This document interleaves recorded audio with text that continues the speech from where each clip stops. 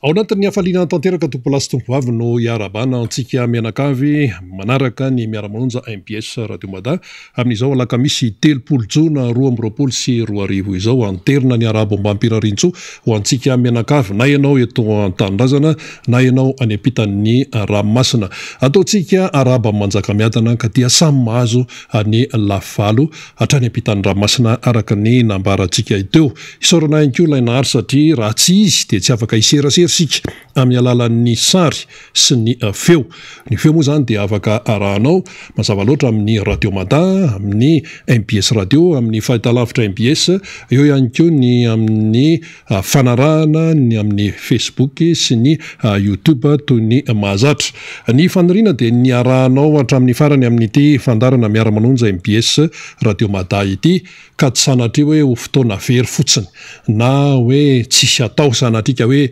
andany andro fa mba ahazo ny soa izay zaza antsika menakavy apetratsika foana ny fahendrena malagasy ny amin'ny hoe ny mangidy dia tsy raisina fa ny mamy dia atelomy fahendrena malagasy izany. Raha ny fandehan'ny fandarantsika dia eo ny famakavakana toy ny mahazatra, eo ny firesahana manokana momba ny faharoapolo taona ny tiako Madagasikara izay manomboka anio zany ny fanamariana an'izay faharoapolo taona izay etsy amin'ny macro biorisika mbola resahantsika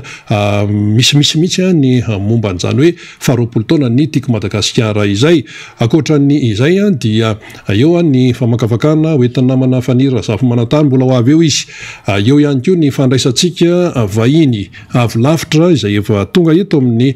studio amin'izao fotoana izao, vahiny lavitra tokoa satria avy any amin'ny tanànan'ny Ambato-Boeny izany olom-pirenena izany. Tonga ty Antananarivo mba ilaza ny zava-misy any an-toerana sy ny fomba fahitany ny fiainam-pirenena amin'izao fotoana izao. Akoatran'izay moa dia eo ihany koa ny mpisehatra hafa mbola misy ny solombavambahoaka izay ho avy eo amin'ny fotoana izay anjarany izany ka dia ny fandirina teny hoe ny arahantsika menakavy ao anatin'ity fandarana miara-manonja MBS Radio Mada ity.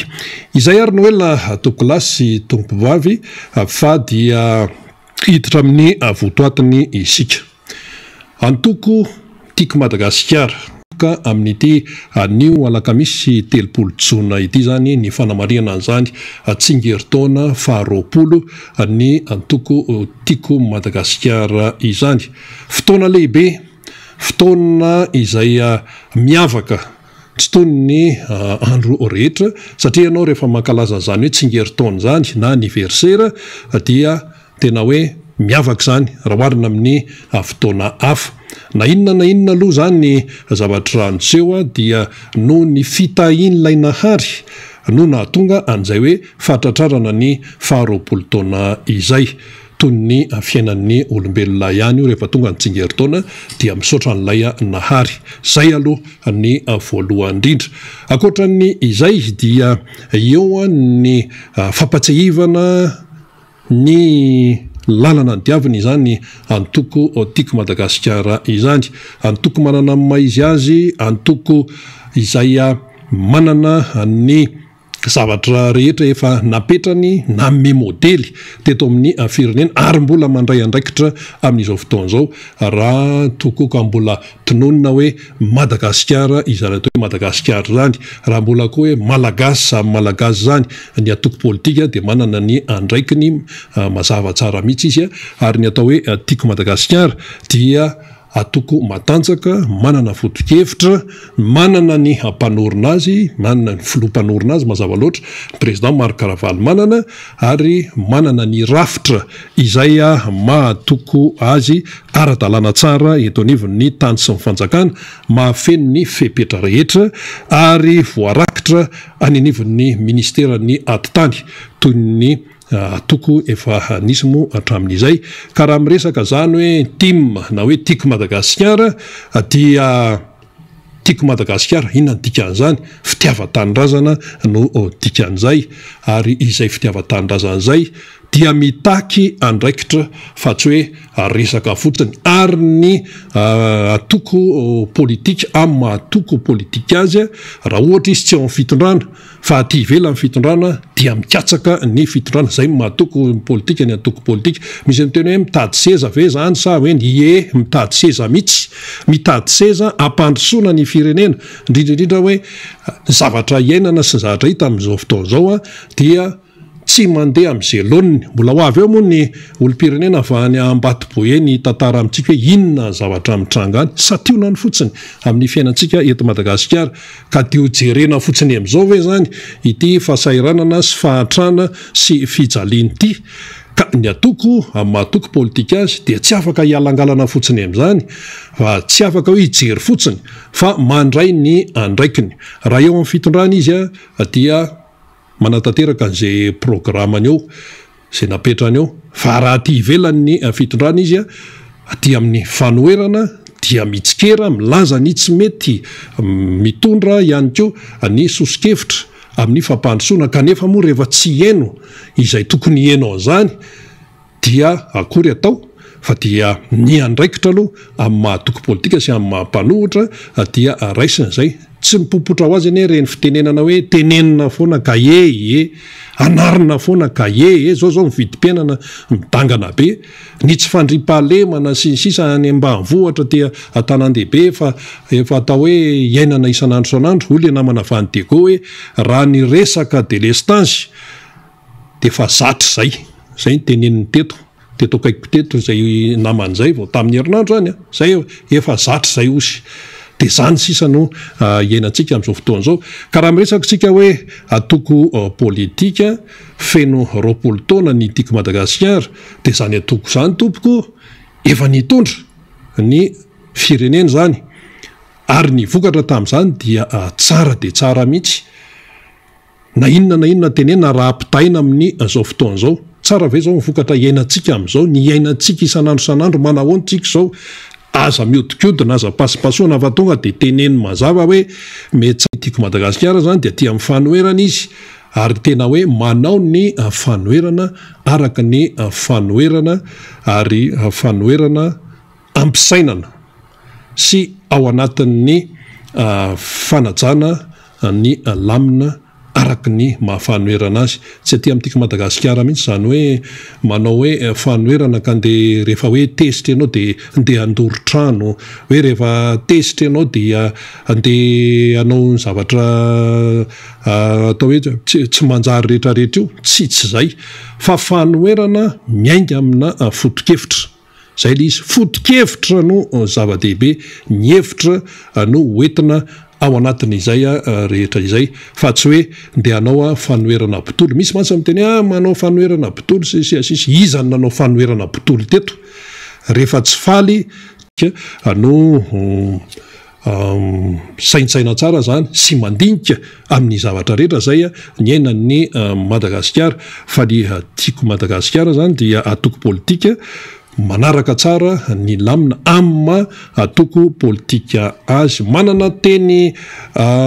faneva manana teny famporisihana izany hoe tiako Madagasikara izany tonga maro no fanombohana miasa miaraka no fombiazana zava-dehibe zany dia misy ihany koa rehefa teny mahazatra hoe aza matahotra mino fotsiny ihany teny ao anaty baiboly zany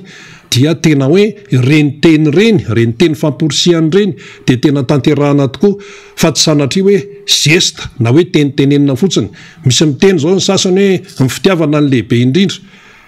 teny ao anaty baiboly koa zany dia nisy ny teny zao tamin'ny fotoan'andro tamin'ny andron'ny Hervelona hoe eto miakatra ity fireneny ity teny ao anaty baiboly koa zany dia iny teny iny tsy hoe tenenina fotsiny fa tanterahana le izy tanterahana mba haninona hitondra soa sy hitondra vokatra tsara ho an'ny firenena sy ho an'ny mpiarabelona zay ny fipetrany ka raha miteny zany ny tiako Madagasikara hoe tonga maro mifanombohana miasa miaraka amin'ny fahombiazana aza matahotra mino fotsiny ihany misy ihany koa ny hoe isika mpanangana fa tsy mpandrava zany rehetrarehetra zany dia tanterahana zany fa tsy hoe tenenina fotsiny ary efa nampiseho tao anatin'ny fotoana na teo an'ny fitondrana ny tiako Madagasikara ary mbola ampiarina aty ivelany raha hoe mbola aty ivelan'ny fitondrana zany zao tiako Madagasikara aty amin'ny mpanohatra dia mbola mipetraka foana ireny teny ireny ary tsy tenitenenina fotsiny fa tanterana ary efa nisy proof zany efa nisy proof tenena zany renivohitra Madagasikara zany Antananarivo efa nitondra an'izany ny tiako Madagasikara tamin'ny alalan'ny ben'ny tanàna ny enina Laura Valomanana tsy nahazo fanampiana tamin'ny fitondrana fohy be tamin'izany fotoana zany kanefa dia nahavita nampiodina sy na hoe nitondra an'izany hoe commune Antananarivo renivohitra zany tamin'ny hoe tiako Madagasikara teo ary tsy neny Laura Valomanana ihany fa efa nisy ihany koa ny tiako Madagasikara talohany nitondra an'izany tanàna Antananarivo zany Patrika Ramiaramianana ohatra Rery Rafalomanana ohatra nitondra ny atao hoe ny anaran'ny tiako Madagasikara daholo zany olona rehetrarehetra zany fa raha tsy resaka sika ohatra hoe tamin'ny fotoana izay nitantana ny enina Laura Valomanana lasa be dia be ny mpiasa tao ohatra tamin'ny fotoana na tongavany ny enina Laura Valomanana atao zany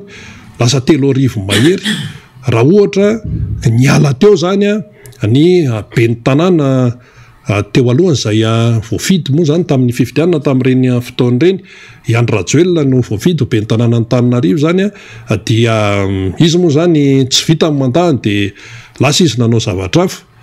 dia nisy PDS mifandimby teo PDS dia nitombo arak'izay ihany koa ny mpiasa fa ineny Laura Valomanana tsy mba hoe nandroaka mpiasa any reto tsy ihana dia hoe fa zay teo aloha dia efa natao zay mitantana anazy fahaizana mitantana zany ary teo dia teo ny tiako Madagasikara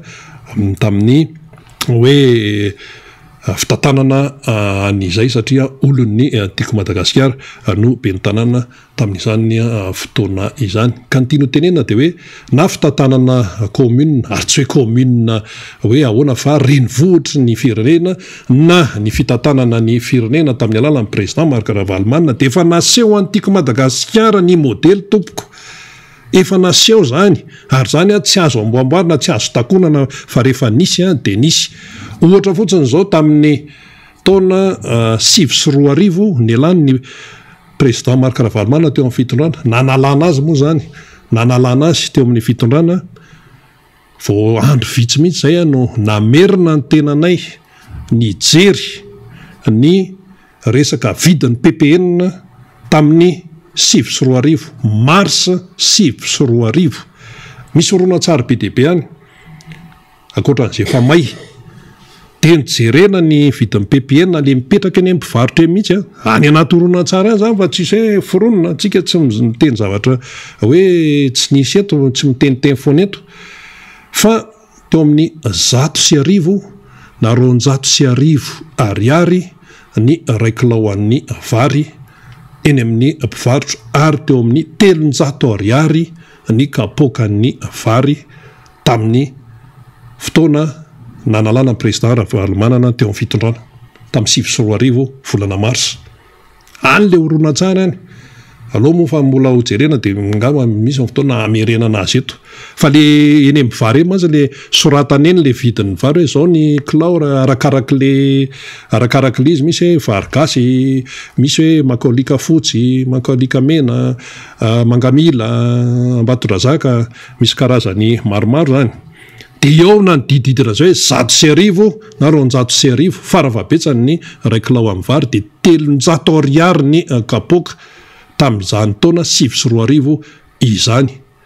dia tamin'izany any anatin'le horonan-tsary any ary izy io dia reportage nataony mpanao gazety frantsay aty amin'ny faritry ny ranomasina indianina sy ny any France satria amin'ny teny frantsay le commentaire le fitantarana zany dia mpanao gazety frantsay no miteny eo niteneny tao hoe ny anisan'ny voizina tamin'izany fotoana zany dia hoe bodoniny tikosiny magro fotsiny ny resaka PPN eto Madagasikara ka tsy mety zany hoe ampimamba ataona orinasa tokana izany zany no voizina tamin'izany anisan'ny voizina dia naletika tany amin'ny tany an-tsain'ny malagasy, naletika tany amin'ny vahoakana Antananarivo, indrindrandrindra ireo saramba be mbahoaka izay tena hoe miaina ny fiainana isanandro zany de botony magrosy ny tikorery ny entana ny PPN de tsy mba mahazo ny anjara ny mpandrara hafa sy ny sisa zany no ny voizina tamin'izany fotoana zany de lazaina fa tena sarotra ny fiainana sy sisa ka dia tsy mety tsony zany fa tena zao dia ireny notaritana le vahoaka zany rehefa nisy zavatra naletika tao an-tsainy indrindra satria io resaka PPN io mantsy ny tena aim-bahoaka io de zay no naletika tao an-tsaina hoe bodony magrosy ny tiako fotsiny le izy dia tsy magaga amin'ny fiainantsika raha ohatra zao tamin'ny taona 2024 kilao avary nefa 100 ndraiky kilao eny am-pivarotra na 200 faravabetsany ny iray kapoka 300 ariary ny kapoka any le reportage any milaza zay de zay ny anisan'ny naletika sasana mihitsy ny atidohan'ny olona tamin'izany fotoana zany dia nalana teo ny président Ravalomanana de zao fanontaniana inona zany ny antony nalana ny président Marc Ravalomanana tamin'ny taona 2024 tamin'ny taona 2024 raha zao no zavatra mitranga 2024 ohatrinona kay mividy ny vary zao ohatrinona ny kilao de ohatrinona ny kapoka zay zany le fanontaniana ohatrinona izy zao dia ohatrinona ny kilao de ohatrinona ny kapoka ohatrinona ny akotry any amin'ny tantsaha amin'izao fotoana zao dia manahoana ny fiainan'ny tantsaha any ambanivohitra raha raisina amin'izay fotsiny amin'izao de rehefa apetraka izay fanontaniana zay dia mangingina mamitsamitsaka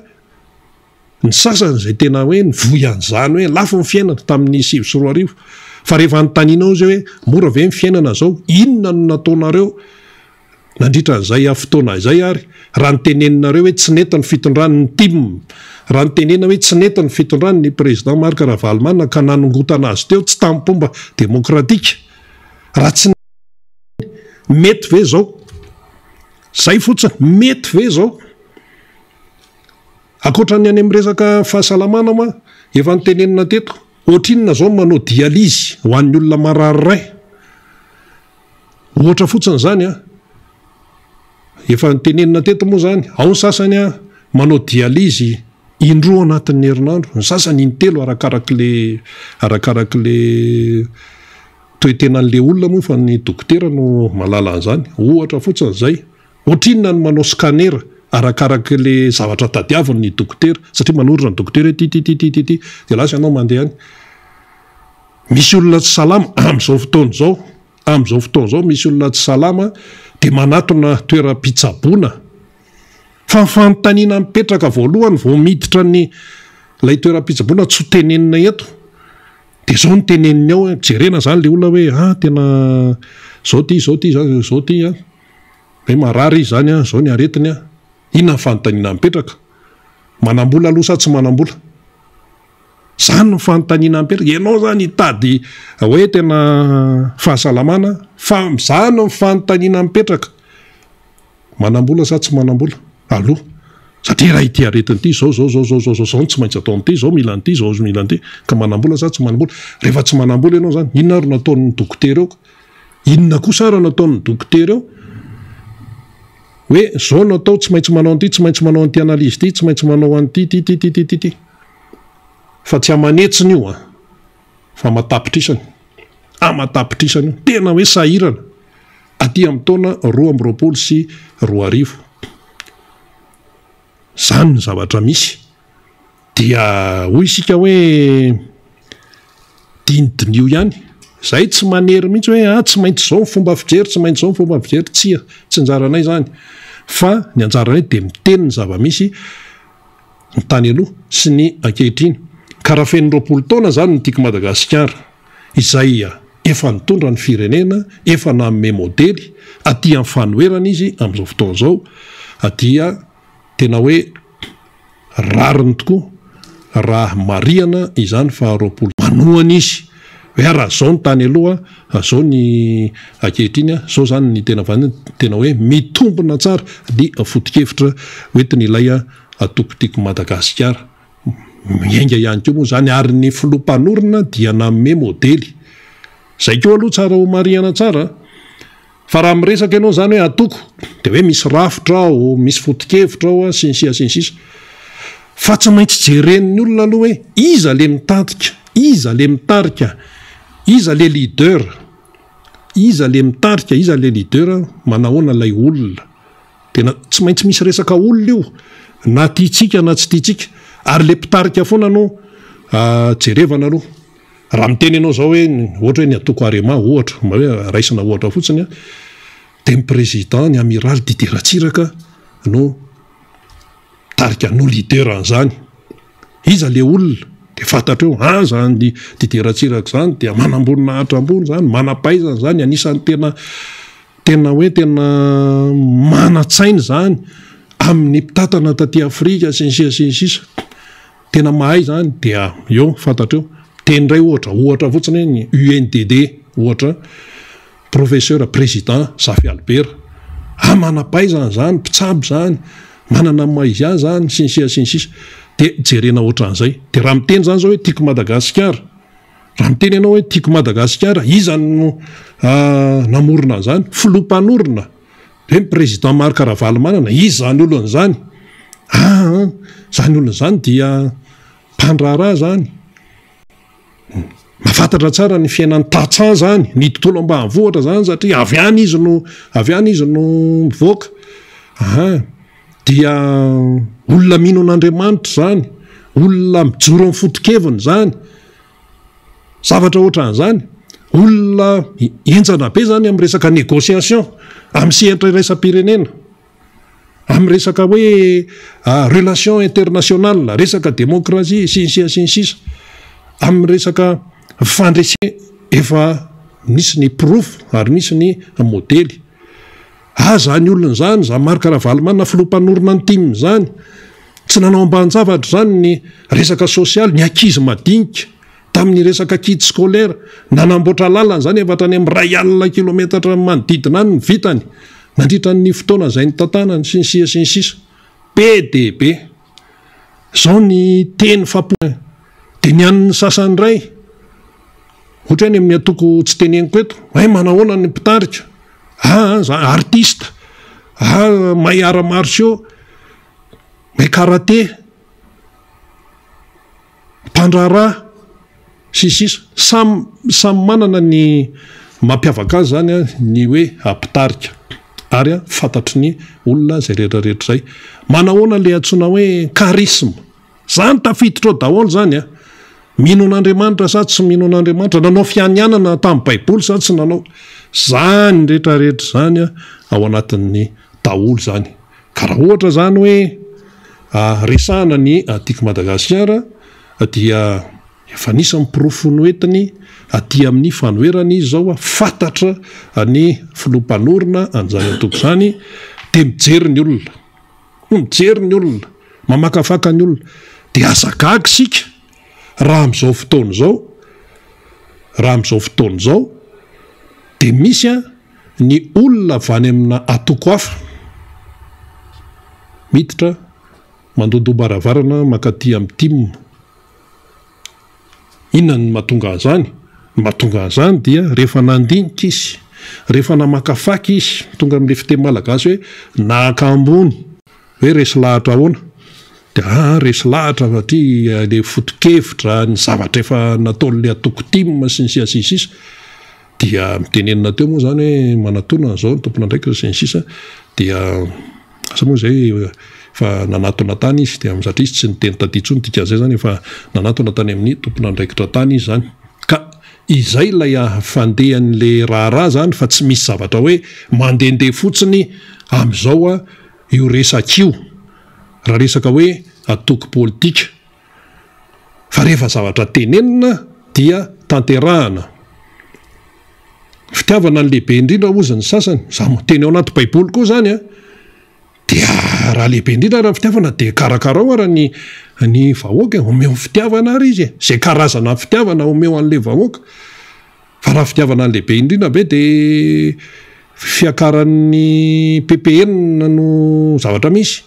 tsy fandripahalemana no zavatra misy, tsy fanajana lalam-panorenana ny zavatra misy, be dia be tsy fikarakarana ny tantsaha ny zavatra misy, tsy fikarakarana ny lalana zay efa vita ny tany aloha,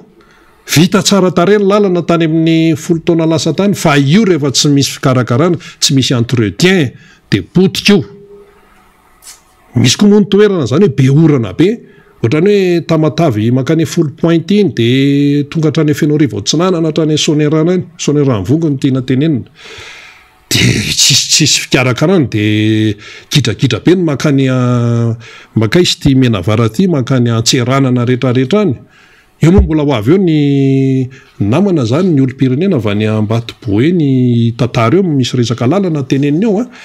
dia hitantsika amin'izay zany ilay fiainana amin'izao fotoana izao. Ka momba n'izay hoe 20 taona ny tiako Madagasikara zay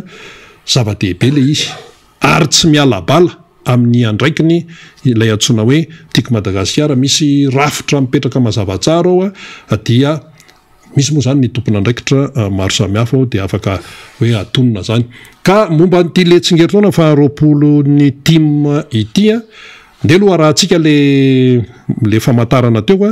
dia vao vita zay dia ho arahantsika ny fanazavana hoentin'ny eo anivon'ny komitiny 20 taona ny manohy ny fandarana indray. Ndao ary namana teknisianina.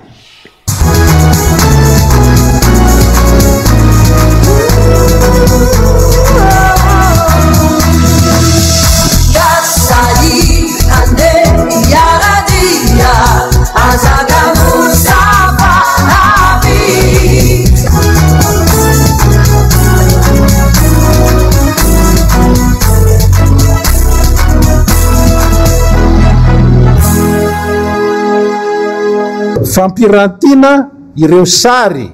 mirakitra ny atombohan'ny antokotimma, ny ainan'ny antokotimma, ny velaran'ny antokotimma ary nanomboka tamin'izany ny atombohana zany ka hatramin'izao fotoana hitainantsika izao zany. Amin'ny alakamisy manomboka morooro zany eny Behoririka misy an'izany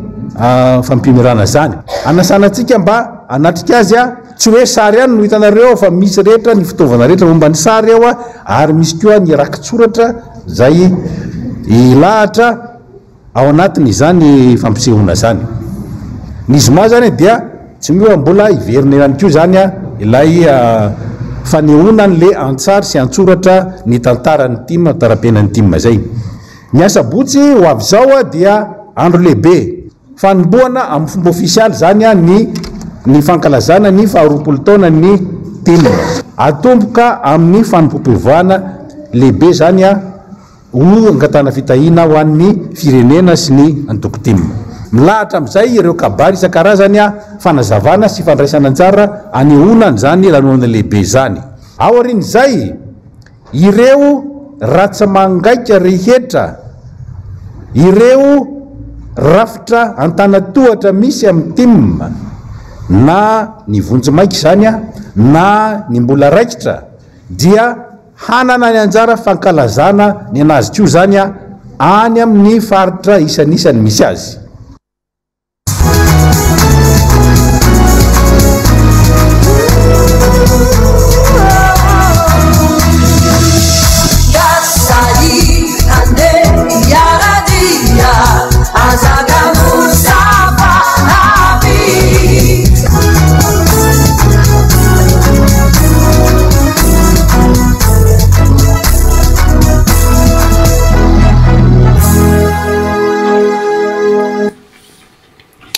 Eny ary zay ny fanazavana ny tsara ho fantatra momba ny hoe 20 taona ny tiako Madagasikara izay noentin'ny voalohany komitiny fankalazana zany Andriamatoa Rakotoarivony Jean Pierre. dia samy mandray an'izay tsika ny resaka communication moa zany sy ny hoe fampahafantarana maro samihafa dia efa mandeha manerana ny Madagasikara mihitsy io satria araka nambarantsika hoe izany tiako Madagasikara zany dia manerana ny Madagasikara hatrany fokotany ny commune rehetrarehetrany dia efa mandeha izay le hoe communication na ny fampitana ny vaovao isan-karazany ao anatiny ity faharoapolo taona ny tiako Madagasikara ity ny fanirina moa zany dia hotratra ny tsingeringerina indray izany tiako Madagasikara izany eny ary mitoy ihany ny fandarantsika miara-manonja MBS Radio Mada araka ny efa nambarantsika teo dia mandray vahiny sika vahiny avy lavitra no tonga eto avy any Ambatoboeny Andriamatoa Rakotonandrasana mirabanao ray aman-dreny tonga eto amin'ny MBS tonga eto amin'ny miara-manonja MBS Radio Mada tonga aty Andrenivohitra tonga aty Antananarivo avy lavitra ianao ny tena misy ianao dia any amin'le hoe tanàna antsona hoe Masia Dokotra zay Masia Dokotra any Ambatoboeny mirabanao aloha dia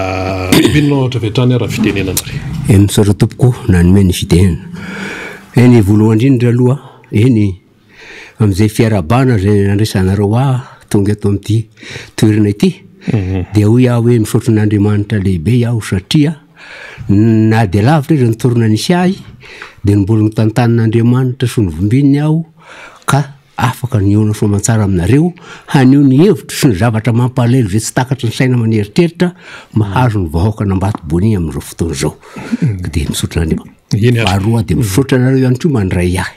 ko ankehitriny aloha ny tenako dia tao hoe miarahaba itsika vahoaka malagasy tsy vaky volo manerana ny Madagasikara indrindra na dia nampitan-dranomasina azy dia miarahaba aho satria mbola afaka mba handray fitenenana haneo ny hevitro sy ny alahelo-poko zay tsy takatra ny saina manieritreritra mahazo ny vahoaka malagasy amin'izao fotoana izao eny satria mahatsiaro mangiry firy re tompoko hoe izahay zanaka malagasy na vahoaka malagasy amin'izao fotoana izao ka hoy aho hoe arabaina ny filoham-pirenena faratampo hatrany amin'ny fokotany farany madinika indrindra tsy asiana avakavaka ianareo fa amin'ilay teny manao hoe atao bango takaka hoe indray mifoaka dia lasa ko dia arabaina soa ianareo tompola arabaina soa ianareo tompoko vavy faharoan'izay eny misaotra anareo eto amin'ny MBS ny tenako raha nandray aho satria elany manikatsahako hoe handray fitenenana amin'ny radio nefa tsapako fa raha tany amin'ny radio pirenena tsy afaka miteny satria manamboraka ny marina ka tsy akasitrahany fitondrana ka eto ankehitriny tsy ilaza lainga fa ny zavatra atao hitany masoko mihitsy no ambarako amintsika vahoaka malagasy re tompoko koka tsy ho tsino ka tsy ho eloko ny anambarako zany amintsika vahoaka malagasy indrindra moa aminareo mpitondra misy ankehitriny eny ary alohan'ny tena hidirantsika Andriamatoa Rakotonandrasana avy any amin'le tanàna ianao antsoina hoe Masia Dokotra any Ambatoboeny aiza ho aiza tsara moa izy io apita Betsiboka tompoko zany hoe lalina mbola andehanana lakana avy eo Ambatoboeny zany miakatra eo amin'le Amanga enina dia eo amin'ny roa na 3 kilometra eo miala amin'le Amanga enina misy an'le Masia Dokotra zay zany le tanàna kely ao andrefana varatra andrefana atsimony Ambatoboeny lalina mandeha makany Ankirihatra naritra firy andro zany niala tany tanàna ianao tonga taty Antananarivo dia teo amin'ny ohatrinona teo sarandalana sy ny ohatran'izany raha ny sarandalana tompoko dia tenao teo enjakenjana ihany satria na dia ny lakana fotsiny hoe za arivo ariary vao afaka mitondra ny lakana mandovola mitagny lakana mandovola arivo ariary mamaky vaky ny rano ny Betsiboka miala eo Ambatoboeny indray zany mandeha ty Antananarivo teo aloha 3 alina ariary amin'izao fotoana izao 4 alina ariary zay zany raha ny sarandalina no resahana 4 alina zany mandroso miverina mandroso miverina zany 2 arivo sy 20 alina raha atao ny konty miaraka amin'le fren-dakana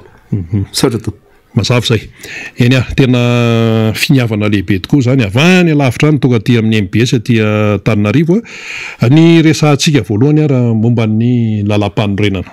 ahoana ny fahitanao zany ny momba ny ty lalam-panorenana ty ny fomba fampiasan'ny zay tompona andraikitra mampiasa an'izany eny tompoko raha mandinika raha ny amin'ny atao hoe lalam-panorenana io raha mifahinoko azy avoaka amin'ny radio atreo amin'ny nafiry mpitondra ny teo nafiry raha ty zao fa repoblika fahefatra dia voambara fa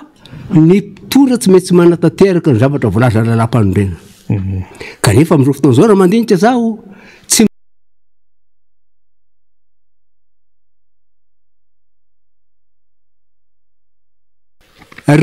eo fivitiana président fokotany fotsiny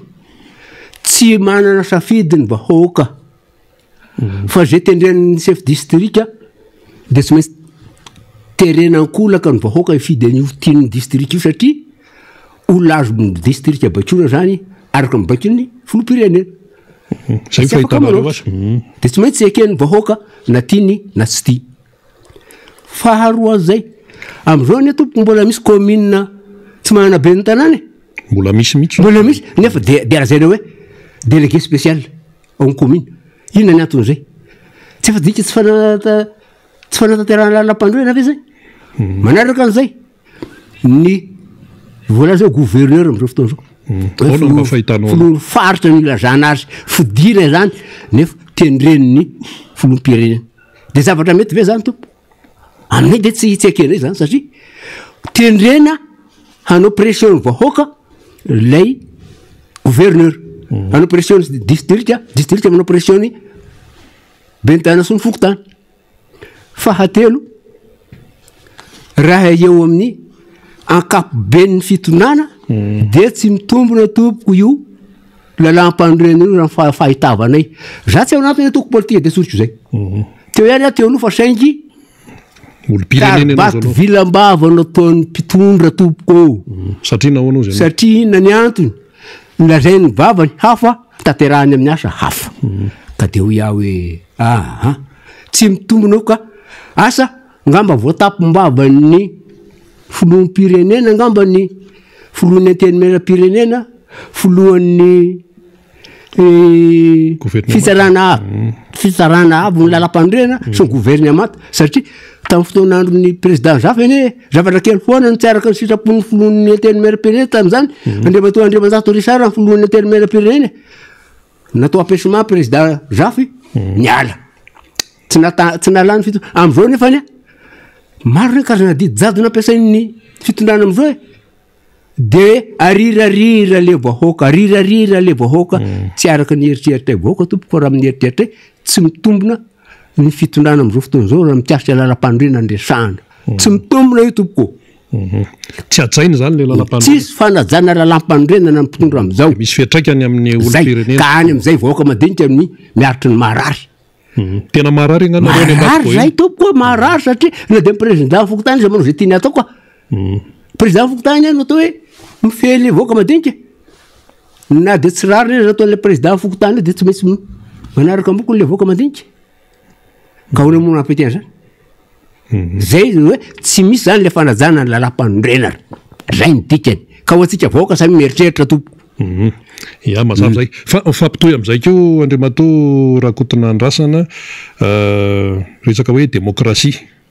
io moa zany tenenina foana io démocratie hoe fahalala ahoana ny fanehoan-kevitra sinsisa ahoana ny fahitanareo any ambanivohitra Ambatoboeny an'izany antsoina hoe démocratie zany le démocratie aloha tsy teny malagasy io fa gasina fotsiny io aloha fa io aloha zany no misy dia resantsika ahoana ny fahitanao an'izay amin'ny maha olo-pirenenanao amin'ny any ambanivohitra anao any fandrebirebena ny vahoaka madinika io tompoko tsy mitombona io satria tsy fitomenany dia zao raha nisy ny mpitondra teo aloha dia nisy zao atao hoe tamin'ny 13 mai zay nasehon'ny vahoaka miakatra teo amin'ny trésime ny vahoaka malagasy tamin'ny 72 nalalaka nisy raha nandrika mihitsy tamin'izany fotoana zany tonga ihany ko ny fitonan'ny président Ratsiraka ijoro ny vahoaka haneo ny heviny tamin'ny 10 mai andry 10 oa tamin'ny 91 ngambany izay mbola nalalaka tsy voafehy mivoaka fa mahazo maneo ny heviny eny raha nanao fanonganam-panjakana ny filohan'ny natao ben'ny tanàna tena fitaovam-piadiana hitakina ny anongana ny ngara valimana dia lazaina fa hoe fihetseham-boaka tsy fihetseham-boaka fa afantarako an'ireny fa inona ny dika fanonganam-panjakana nefa amin'izao fotoana izao tena zavatra mampalahelo zavatra misy lazaina misy ny démocratie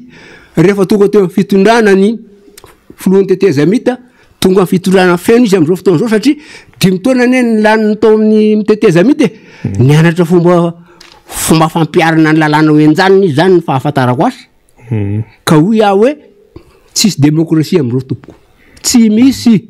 satria raha nisy zany ahoana 13 mai hiakatra ny député asa firmena dazy reny dia hoe haneo silazany tatika avy amin'ny maha-député azy inona ny zavatra nisy miaramila na men'ny lalina miaraka amin'ny fitaovam-piadiana ny olona ambonimbony eza no samborona no gadraina misy hoe ny démocratie amin'izany mbola nandeha ndraiky io le olona andeha hoe hitsangatsangana ho an'ny merika Chine izy iny sa inona izy iny dia tsy nandeha ny tômôbila andeha akany izy tsy nenjehany gendarme tsy azo mitondro olona miakatra ho any amin'ny koa le toerana misy any amin'ny opéra iny le hoe somandrakizay ina reny nataonareo mpitondro nakanareo bidozera ndraiky io ny lalina ny lavanareo kony tsy afaka niakatra intsoro député reo any heviny amin'ny vahoaka ilaza tatitra inona tsy mipetraka nefa nireo député reo oko fantaritsika vahoaka tsara mihitsy tsy mipetraka ny député fa mbola nitarika amin'ny vahoaka ihany andeha hoe hilaza ny tatitra ny fotokevitra fa tsy hanonga-mpanjakana fa ilaza tatitra tsy navela hatrany atrese Tanjomato ane mbola nanezaka teo inona ny zavatra tamin'ny fotoanandro iny lalina avy any Arivomamo lalina avy any Antsirabe sakanan'ny gendarme mpitandro filaminana mameno arabe miaraka amin'ny fitaovam-piadiana isan-karazany ahoana marina moa tompoko zany démocratie zany e tsy misy re tompoko aza rebreby aminay zay vahoaka e aza rebreby zay fa tsy misy ny démocratie eto Madagasikara raha nisy ny démocratie tsy tokony zao nataony olona fa tsy avela iteny mihitsy zany ny tim tsy avela iteny ny vahoaka madinika zay ny zavatra hitanay amin'izao fotoana zao ka tsy misy tompoko ny démocratie nareo any Ambatoboeny mba amin'ny fomba inona no afahanareo miteny ary ohatra ny any tanàna tsy misy tompoko ny afahana miteny raha ataoko ny fandinina e tsy misy mihitsy fa raha vao miteny menansena mpitahorina tonga dia hoe tandremo zay ny zavatra misy dia voapetroka tsy afaka miteny tompoko teniko zao re malahelo matetika mihitsy malahelo mba te-teny fa zay misy nikirako niakatra anakaty any io ny hevitro misaotranao ia ka mifandray amin'izay ihany ny resaka tsy fandriam-pahalemana indray resaka tsy fandriam-pahalemana raha Ambatoboeny zany no jerena raha ny zavatra hiteto dia mbola manjaka ny dalo lasa aloha andray fitenenana mihitsy ianao rehefa avy eo dia misy anara-tanàna maromaro zany eto ampelantanana eto misy an'izany hoe Betongo Anosikary Ankarambilo any aminareo daholo zany inona koa ty anankiray ity Abe Madiro Anosikely ahoana tsara ny tena fandehana io satria matoto ny anara-tanàna to zany mivoaka dia misy raha tena tafahopapana tompoko ny tsy fandriam-pahalemana tsy mandry tsy lavolo ny vahoaka satria anaty akatany olona misisika matory sanatria kabary eto maso tompoko angamara mety mialatsiny raha atao mifahatsiko ny tenako zay sanatria misy mifontay ireo olona matory ihany io andro alina ave tompoko matory anaty ala tsy isontay nefa mba manana trano ihany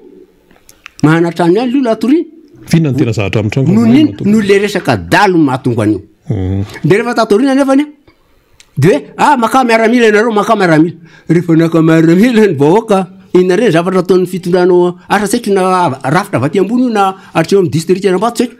mandoa telo tapitrisa tompoko fokotany anankiray vo mahazo miaramila foe karamana miaramila nefa zay mba maheno amin'ny radio matetika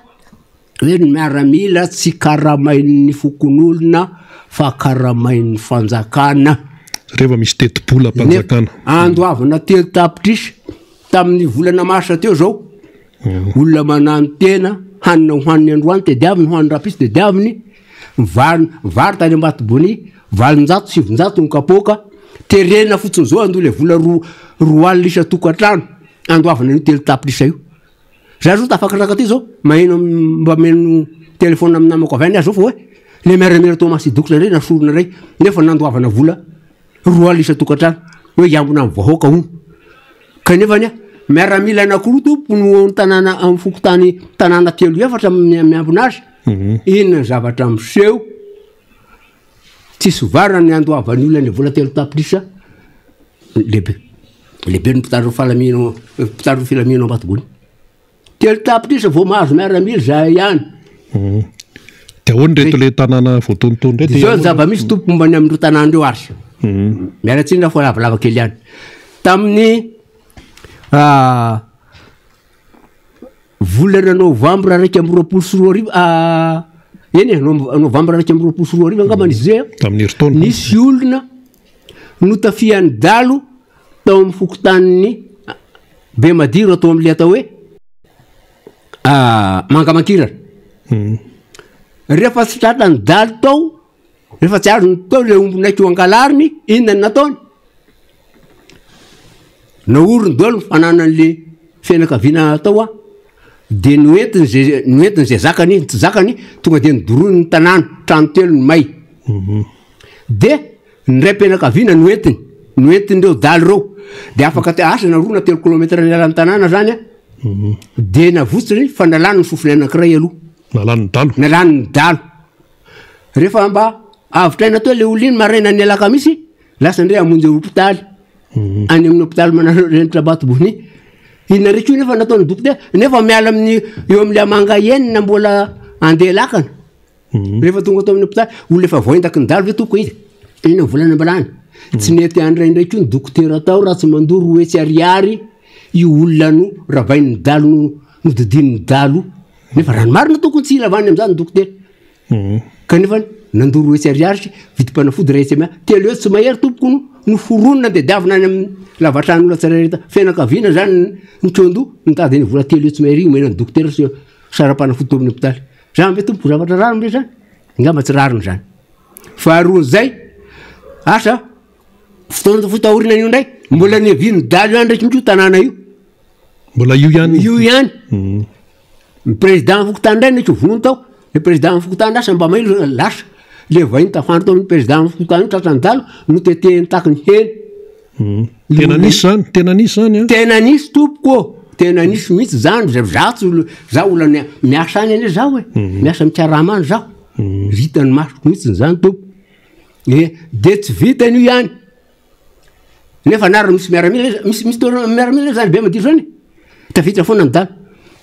tao amin'ny Thomas Dokitra indrony dirany dalo nefa misy miaramila tao amin'le atao hoe anosikely asa na telo na impiry ny dirany dalo ihany ko hatramin'ny fanana nentiny dalo dolo nefa misy miaramila tao tao anity tao am'le anosikary ihany ko dirany dalo ihany ko nefa misy miaramila zany ankarambilo maro elatra abeto misy miaramila daholo zany kanefa mbola tafiditra ny dalo inona ny antony ka alohan'ny tarenjavatra to zavatra mahagaga ihany ty miaramila kana vola telo tapitrisa aminay vahoaka ty nefany tsy maharo anay vahoaka ary ny tena zavatra mahagaga ty zao de tsy hoeniny tompona ndraiky teo amin'ny io district Anambatoa ve tompony zavatra zany na de tsy mandefa satria tsy afaka mandefa tatitra kontsony le président fokotany tsy afaka mandefa tatitra hoe zao ny zavatra nisy tato fa raha vao mandefa tatitra tena kakaizy dalo tao tsy misy aina mihitsy de mba miaro ny tena de tsy afaka mandefa tatitra zany efa najanona zany ny feo taky ny atody rehefa fo mananelatra tokony mba hoen'ny tompona ndraiky ny député-ny Ambatoboany eny io atapy-tanàna tompony mipetraka ao atapy-tanàna ny député-ny Ambatoboany nefa tsy mba misy fanadiadina, tsy misy famakafakana, tsy misy fijerevana ny bahoaka fa de ohatrany zavatra tsy haiko asa angambako raha ataoko mifandina ko miberako mifitondrana ihany izy io raha ataoko mifandinina zay mifahitanareo zay fahitavana ihany satria ahoana tompo maro hoe tsy mba tanàna anankiray fa tanàna maro e de ripaka zany ny omby any zao nefa zany hoe ambato boeny zany tena omby tena be omby zany nana olona anankiray to am'le atao be madiro zao nisy nana 20 nandiha tany foana omby kely entina mitady sisa ombony omby kely taritana mitady vitsivitsy kely ambo mitady nefa zay mananombo de ohatran'izay zay mananombo ohatran'izay de aiza zany tompo zavatra ierinao anatin'ny 10 taona ao anatin'ilay segondra lasa ny dalo plus n'izay am'le atao hoe analamavo io tena zava-dozo io na mpandeha tongotra na misarety na olo maro na olo vitsy tsy maintsy voaendaka tonga ao tsy maintsy voaendaka misy zany omby sarety valo sarety 10 tonga ny dalo saina sona zogany io de entiny dalo de tsy afaka manoatra le olona ny entana tsy zakany amin'ny olo sarety io za potipotehany dalo io olona lasa mitsoka satria manavitra nenitra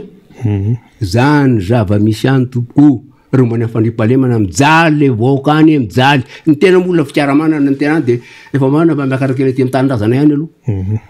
zay ny zavatra mahazo mivoaka any mazava zay le izy mantsy raha hoe olona tsy any atoerana no mitantara de mety hoe mbola betsaka amin'ny fanontaniana mipetraka fa olona any atoerana mihitsy no tonga aty amin'ny miara-manonja MBS Radio Mada zany mitantarany zava-misy resaka foto-drafitrasa miteny ianao teo hoe lalana de hoe mandeha lakana ohatr' zany mando ay mbola andoavana fre koka ny lakana ahoana tsara ny resaka lalana satria io mantsy ny tenen'ny sasany tamin'ny fotoanandro hoe lalana nga azo hoanina mampiteny mona torany lalana ambato boni e mampiteny mona satria nahoana raha voafidy ny filo any radioely azafady manonona anarana azy aho ny fitonon'ny délégué ny radio ny ambato boni andriamato nofitina zanao zao izy mantsy any amin'ny faritany Mahajanga zao miasa inona fampanantenana ataony hoe raha voafidy ny filompy pirenena dozy izy mivonitsika ambato boni io sy fa vita am'izay ny lalantsika fa ny fitaovana anovana lalina efa tonga ao no iazin anamboarana lalina nefa hatram'izao 2018 eny iny ty 2022 ina zava-misy any fitaovana anamboarana lalina tonga ao mipetraka ao akatry ny fiangonana silamo fitapitanana ambato boni zao ro fitaovan'ireo hoe anamboarana lalina ao zany tsisy ilana azy nisy lalana vita ve tsy misy hatram'izao tompoko tsisy tena tsisy mihitsiny every fa lalina 320 kilometra ne tompoko adiny 2 mahery voavita ny tomobile maintany zany miainga azy io de miainga any rano fasika ambato boni adiny 2 mahery lalina 320 kilometra zay no andehanany tomobile mijaly am'zany ny tomobile ohatrany hoe na sarety ary ny sahira raha mety tracteur tompo nandana any rehefa tonga ny fahavaratra ary rehefa fahavaratra ny andro atreo am'le hoe abelalitra ihany ny tomobile mare makany andrano fasitra fa atreo belalitra makany ambato boni ny lakana sy ny sarety no mifandimby mitatitra olona na mandeha tongotra ary am'izao fotoana zao izy am'le atao hoe Sonia Vina antsinahana kijabe tapaka ny tetezana teo di zavatra mampaledy zao indraindray na hoe manara-penitra tetezana zatra enina idolona hoe manara-penitra ny anambato voanira nataony tetezana ohatran'le nataony taloha ihany nao raha vao tonga ny fahavaratra de dibodrano ihany reo tetezany nefa lazana fa tetezana manara-penitra zany tsy anahaka ny teolozy efa tsy araky nisy tsony fa tokony hovana manara-penitra araky ny filazana azy nefa am'izao fotoana zao tetezana mbola tratry ny rano raha voavy ny fahavaratra de sisy varina nanovana azy en plus zay eo amin'ny rady ambarako anao tsara tompoko tsika sena mifampiresaka io ary ho fantatry ny voaka zany eo amin'ny rady raha ny camion mitondra entana ny roa andro manao transportement fitenena mampita azy amin'ny baka ndra te pitatsina mampita amikandrefa na de eo ny tômobile lehibe mifampiandry fa tsy afaka andeha ny tômobile lehibe ary raha tômobile madinika tam'izany akatra zao adiny 2 mitsatoka fotsiny teo satria milahatra ohatrandrendreny tôbila amin'ny satria le baka sotomina tadika mbola sotomina tadika io baka fa tsy gareny tsy mandeha gazon non tsy misy zany baka sotomina tady ny miasa ao adiny rony tôbila madinika mitatotra olona vao tafavoaka eo amin'iny zany atao hoe baka manara-penitra koa zany hoe baka manara-penitra zany le manara-penitra tompoko sariny mpitenena ny fahaizako azy fa tsy izy zay zany zavatra mitiasika ny amin'ny fotodrafitrasy faharoa zay ny rano ambatobony tompoko mba ngampitsika aty-tany eritreritra malotany hoe ny rano andretany io rano andretany io mianjerany any Betsiboka io ny tena sotrony vahoaka any tompoko 900 ny zerikanina ny vidianany olona azy tika raha mamaka rano amin'ny rano Betsiboka io rano Betsiboka maloto be ny rano sotrony olona any 900 ny ray zerikanina 900 zana-dralahako matetika amin'ny zana-dralahako mahita zany dia aveo marary ny olona marary ny akisy zay dia mba nanaovana simbendrano vaovao le simbendrano le tongony fotsiny voatsangandreo dia efa tamin'ny volana asa tamin'ny volana juillet 2021 zany zao natao teny efa 22 ty efa heritaona mitsatoka fotsiny eo akatiny hôpitaly io tongony fotsiny natsanganao hatramin'izao tsy fahavitany nefa lazaina fotodrafitrasa fa raha io fotodrafitrasa io nresahana tompo ny faritra tsy mangamba ny tena hitako satria inona ny anaovana zay isarina ny sain'ny olona andemena ny sain'le vahoaka any ho avy ny fifidiana manko dia atao zay ampanginan'le vahoaka any mbony amin'ny fotodrafitrasa fa raha ny manodidina tompo na ambatobe na tsy ambatobe tsisy zany fotodrafitrasa ara-dalàna zany tsisy tanteraka fa teneniny vava fotsiny fa tsy mitombona io fampandrina adrisany vahoaka hoe fotodrafitrasa ero zay ny zava-misy ny hoan'ny ao ambatoboeny any resaka hoe fifidianane zao hoe hoavy ny fifidianane sy ny sisa ahoana ny fahitanareo azy io hitanao tany tamin'ny fotoanan'ny fifidiana 2014 iny za moa zako miasa any dina ny ataony nefa volana foa ny mpiasa-panjakana zay mpiasa-panjakana rehetra na olombo fidy amperinasa tsy mahazo mandray ndraiky aminao propagandy na manao fampelezakevitra nefa zavatra hitako tany député n'Ambatobony tamin'ny fotoanandro manolotra vola 2 alina isaky ny tanàna anamatambazana ny ray aman-dreny sy manao fanomezana ho an'ny mpianatra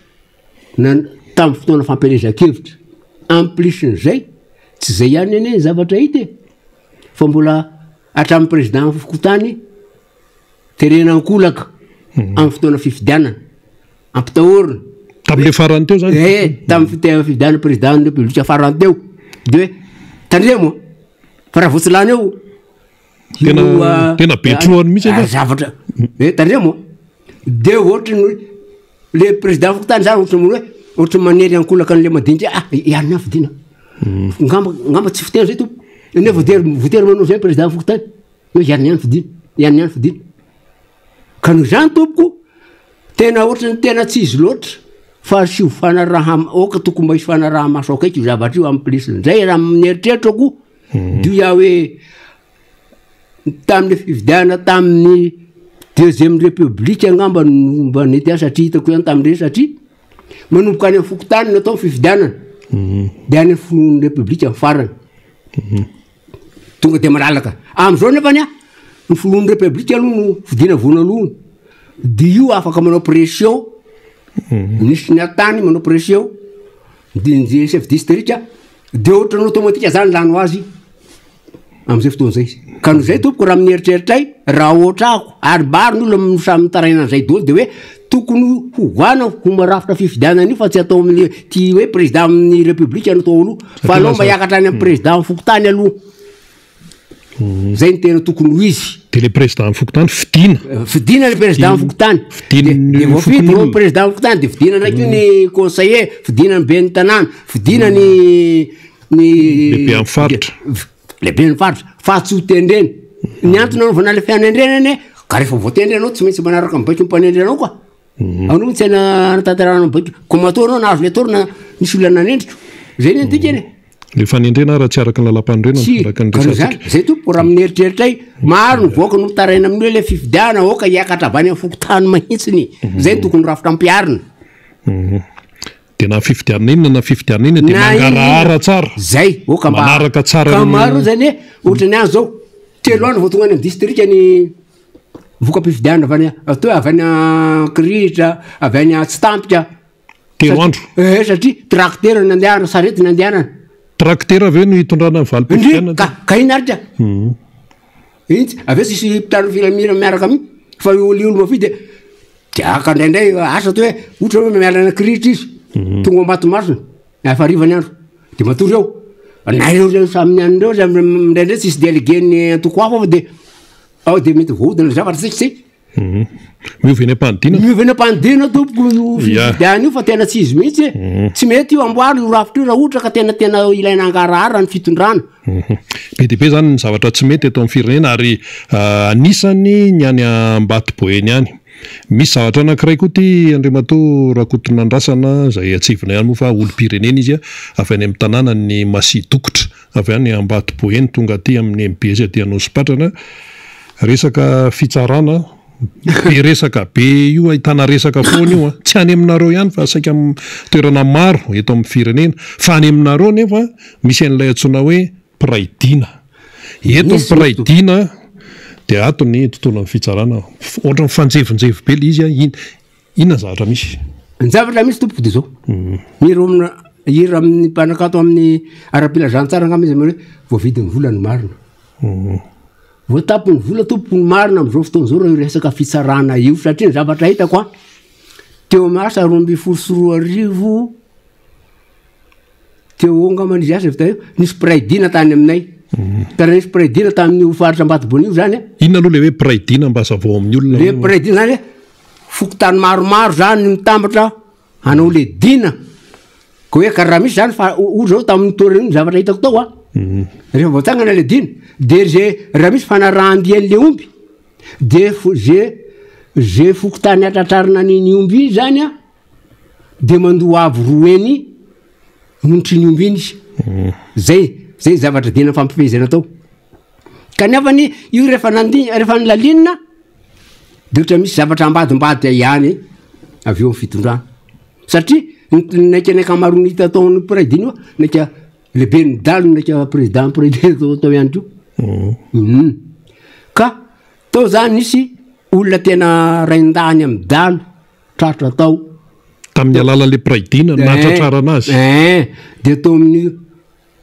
amin'ny faritra be madiro atao hoe manjoy raza le rangah io rehefa tratra natolotra ny mpitano filamina teo Ambatoboeny de fa hoe andao anareo afaka telo volana hita nandehandeha teny le rangah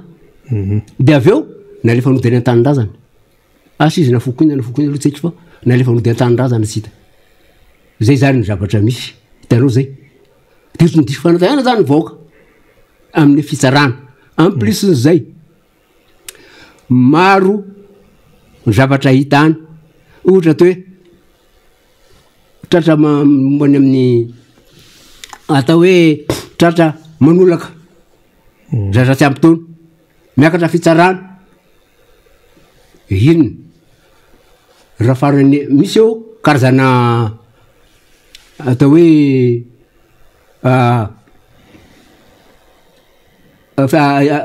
nilazana le miakatra fitsarana de misy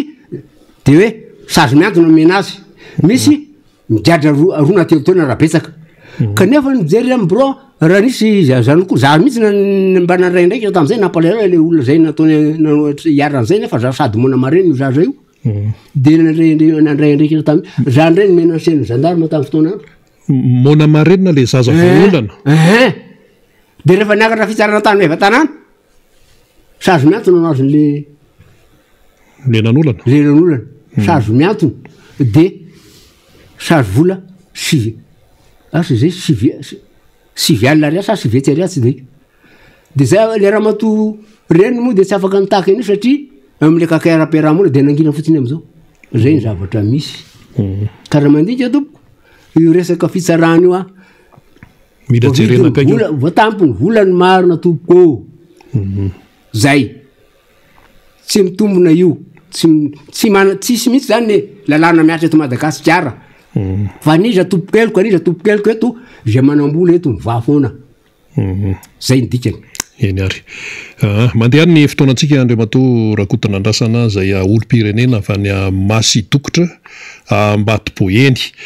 efa miresaka an'izay ihany ianao tonga de mifandray amin'izay satria nisy resaka hoe fanolanana teo trangam-piarahamonina zany de akoatran'ny hoe fanolanana alatromby ataon'ny dalo eny koa any aminareo any hoe alatra atao lapaty mbola misy io ny alajaza mbola misy akoatran'le fanolana teo ahoana ny tena fipetraka hoe alatra atao lapaty ty zany io alatra atao lapaty io moa de tena nisy mahitsy tompoko tena nisy mahitsy hatram'izao ve zany de mbola misy tsy ndraindray izy io tany am'le atao hoe antsopoka oranga lasa zay to fito fezana le lamba fito feza lamba ngeda be fito tratra idino de tsy tratra nanao azy fa le razana zany ny tratra de fa ny alajaza indro nisy tao ndre mandeha ankizy mena damy lalony tokotany tsy hita fotsiny teo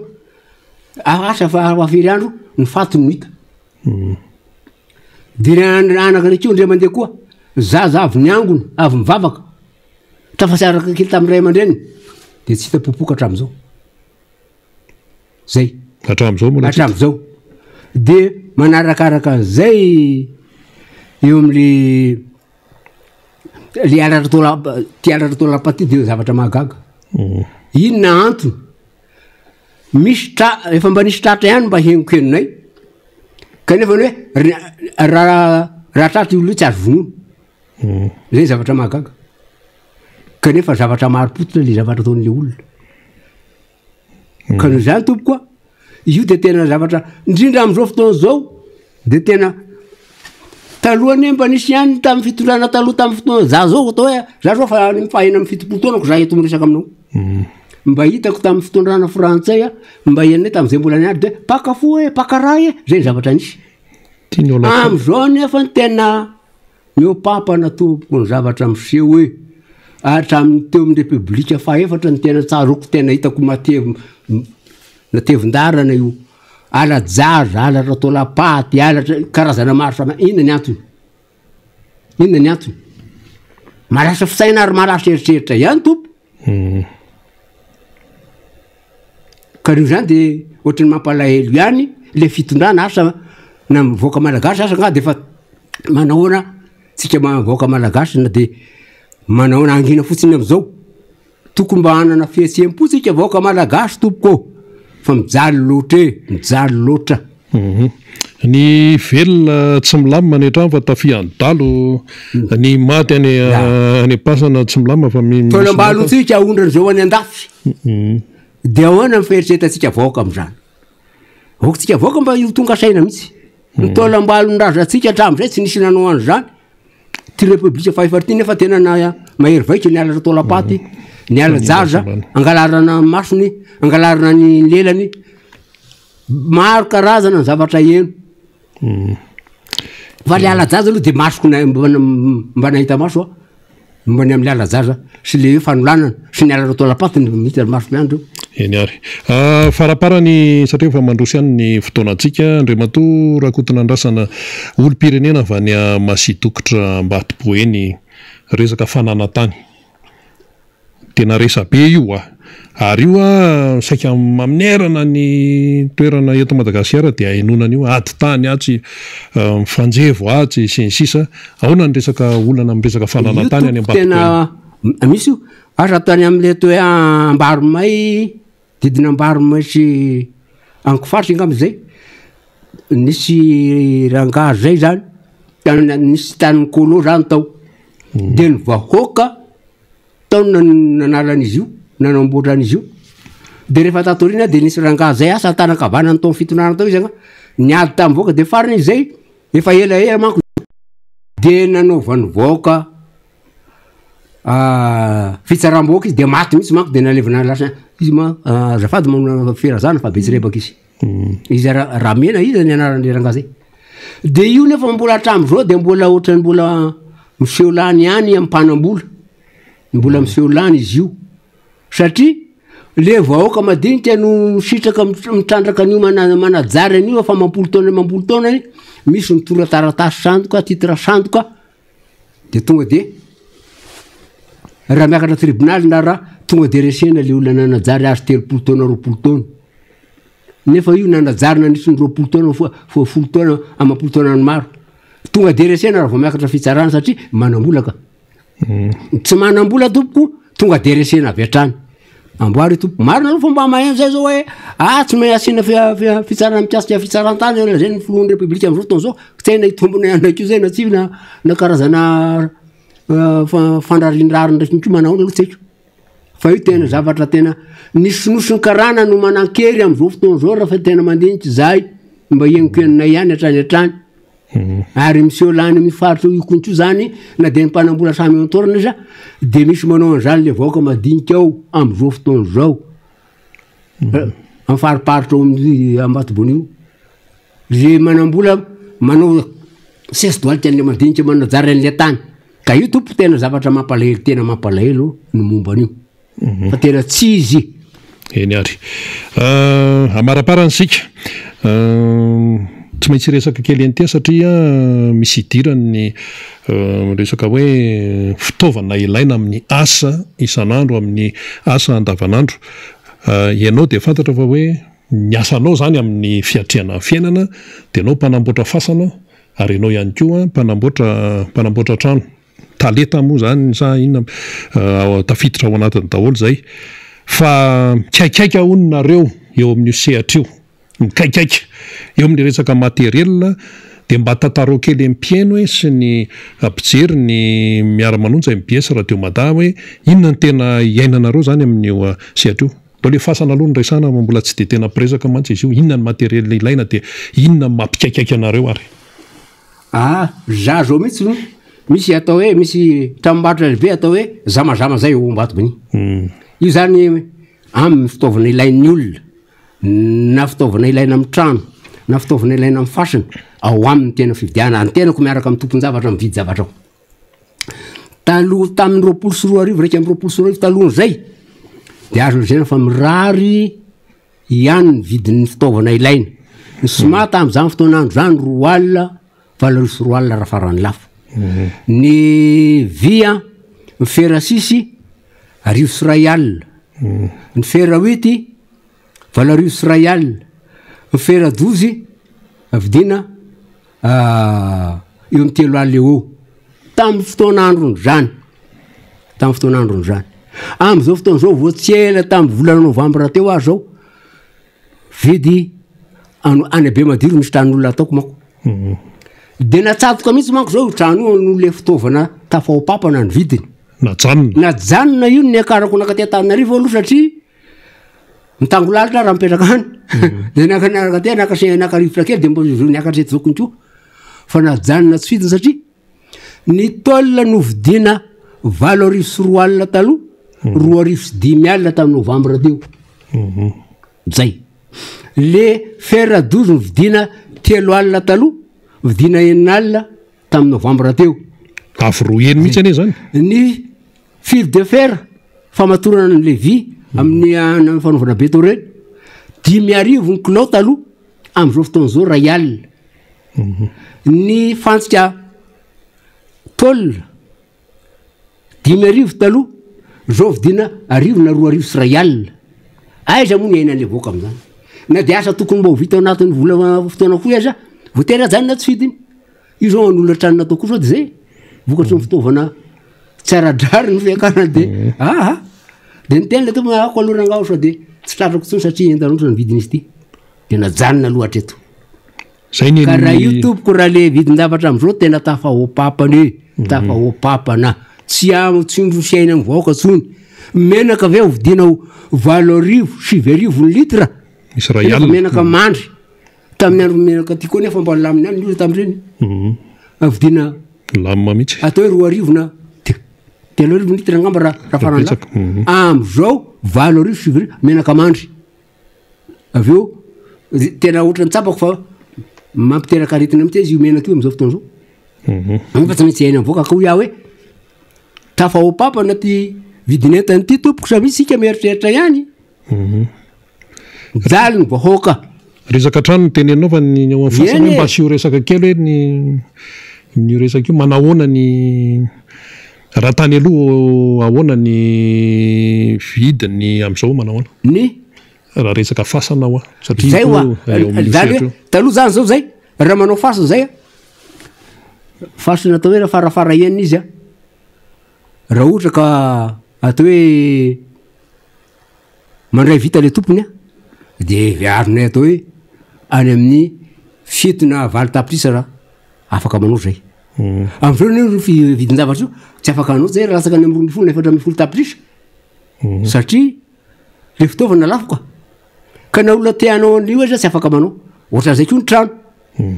na te mbanana trano tsara moderne izy ny olona tsy afaka iaina am'izao fa de alohany any miaina trano sasany satria io mba zavatra azo mirara fotaka amboana tokotany de efa mahavita trano barata raha de mahavita trano fa raha vao miditra ciment miditra vy miditra tsy iain'ny olona tompo nefa ny olona fa mba te hivoatra satria andro fivoarana zao ka de ambara amin'ny fitondrana mahitsy asio fandiny ny vidin-javatra am'izao fotoana zao fa mijaly ny vahoaka mijaly eny ary amarana ny resakitsika Andriamato Rakotonandrasana olo-pirenena avy any Masidokotra Ambatoboeny ny vahiny teto amin'ny miara-manonja MBS Radio Mada omeko 2 minitra ary ianao anamafisanao ny zay tianao amafisana zany raha nisy ahatra tsy voateninao koa de fotoana zao ndawary any tiako amafisana tompoko de zao voalohany indrindra aloha de ny fitondrana teolosy ny fitondrana am'izao ohatra ny sikely le ato am'le démocratie misy zany tiako kely interna kely satria ny zavatra mampalahelo raha ohatra reo tamin'ireny fanodanana fitondrana ny ara-valomanany reny ny zavatra nampalahelo pasteur zany nalambaraka tamin'ireny pasteur ny FJKM Andriamato Rasendrasina laly ohatra ny olona gadra ohatra ny olona nanao zava-dratsy izy nentina tany fiadana natao ankety nefa nareo milaza fa tsy hoe fanonganam-panjakana fahafantarana nay andreny zay mikasika any amin'ny tompo faharoan'izay rehefa tonga fitondrana re nareo tompoko mba mirary sinitsy ny ampiarina fa azanovana resaka zogavilana ny olona azanovana fitondrana mitangitongilana ny olona ny olona manka totoanareo de ajainareo omenareo mifahafampo ilay fa raha ohatra hita fa taky ny manototra ny fieritretanareo de tena enjehanareo taky ny sanatria manentsy mali ka hoia hoe zavatra filaminany sy fifalinany mba tatereo am'le teninareo amin'ny fitondrana manao hoe ny fitiavana ny lehibe indrindra raha ny fitiavana tompoko ny lehibe indrindra tsy zao ny ahazo mivoaka malagasy tsy misy fitiavana tompoko ny fahafatana raha ohatra za tokany za tika miteny am'izany misy tsy misy fitiavana mivoaka malagasy fa fitiavana mifono fanjanahana zay zany ny dikany ka noho zany tompoko de hoy aho hoe mieritreretra ianareo mpitondra am'izao fotoana zao ary ny sanatria to hoe asa atao hoe tsy hoe atoko-panotra ny olona fa zany mitadiny marina fa tsy azo lazina atoko-panotra misy raha fa olona mitadiny marina mba ome fahalalana ny olona hiteny ary miala tsiny fa tena tsy raha gaga nefa tokoko na tonga ny sareraka nanao lira tany amin'ny irany tamin'ny androratsiraka hoe miala tsiny fa tsy zany tena fa tena nataony tsy anyala rery ro radio pireneny osy nataony amin'ny irany zany ka am'izao fotoana zao azagiazana ho anareo amin'ny fitondrana fotsiny radio pirenena tompoko mba meo fahalalana ny olona hiteny indrindra tena koa zao raha azonareo atao mangataka hiteny any zay zany nangatahako anambarako ny marina satria ty zao radio MBS ty tsy ela re fomba nareo manakendazy manko raha vao tsy arakaraky ny sitraponareo ny ataony zay zany ohatra ny tiako interna kely amitsika ao anatin'ny fitondrana tika voaka samy tonga saina fa za mety anaovan'ny olona ronono an-tavolava zao tsika vahoaka zay ngamba ny teny tiako apetraka eny ary dia misaotranao ray aman-dreny tamin'izay fa nihokefitra izay na fohy fotoana nakaty amin'ny MPS izany mitondra an'izay fanazavana zay Andriamatoa Rakotonandrasana olo-pirenena izy avy any amin'ny tanàna tsona hoe Masidokotra any Ambatobeny dia misaotranao indrindra omendalana renao tompoko saotra tompoko eny ary dia mbola antsika rehetra eny ary dia mbola mitoy ny fandarantsika miara-manonja MPS Radio Mada ao anatin'izay rehetra izay amafisina hatrany zany fa ao anatin'ny fanokafana ny 20 taona ny tiako Madagasikara amin'izao fotoana izao ery macro biorisque no isin'izay fanokafana izay eo moa zany ny resaka hoe fampahafantarana ny lalana ny diaviny izany antoko tiako Madagasikara izany aloha angamba namana teknisiany nalefa kely indray aloha ilay fampahafantarana teo momba nyity 20 taona ity dia mitoy ihany ny fandarantsika miara-manonja MPS Radio Mada.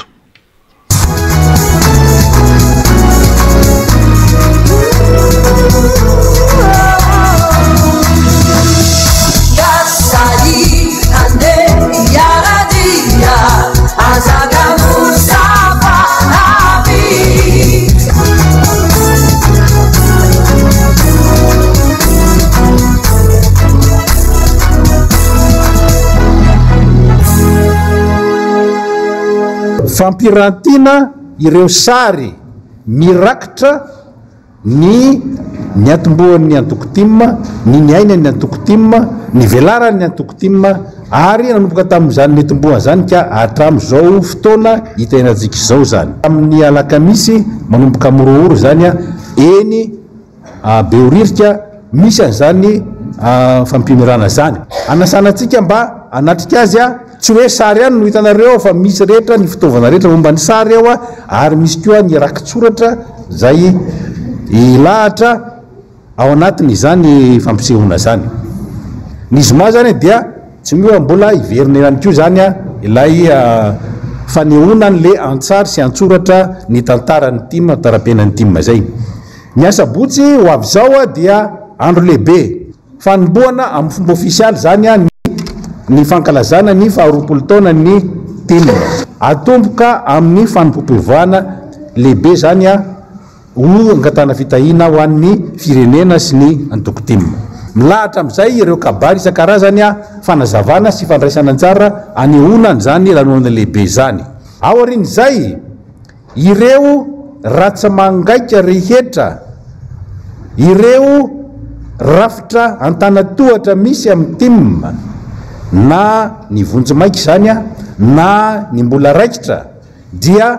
hanana ny anjara fankalazana ny anazy koa zany any amin'ny faritra isanisany misy azy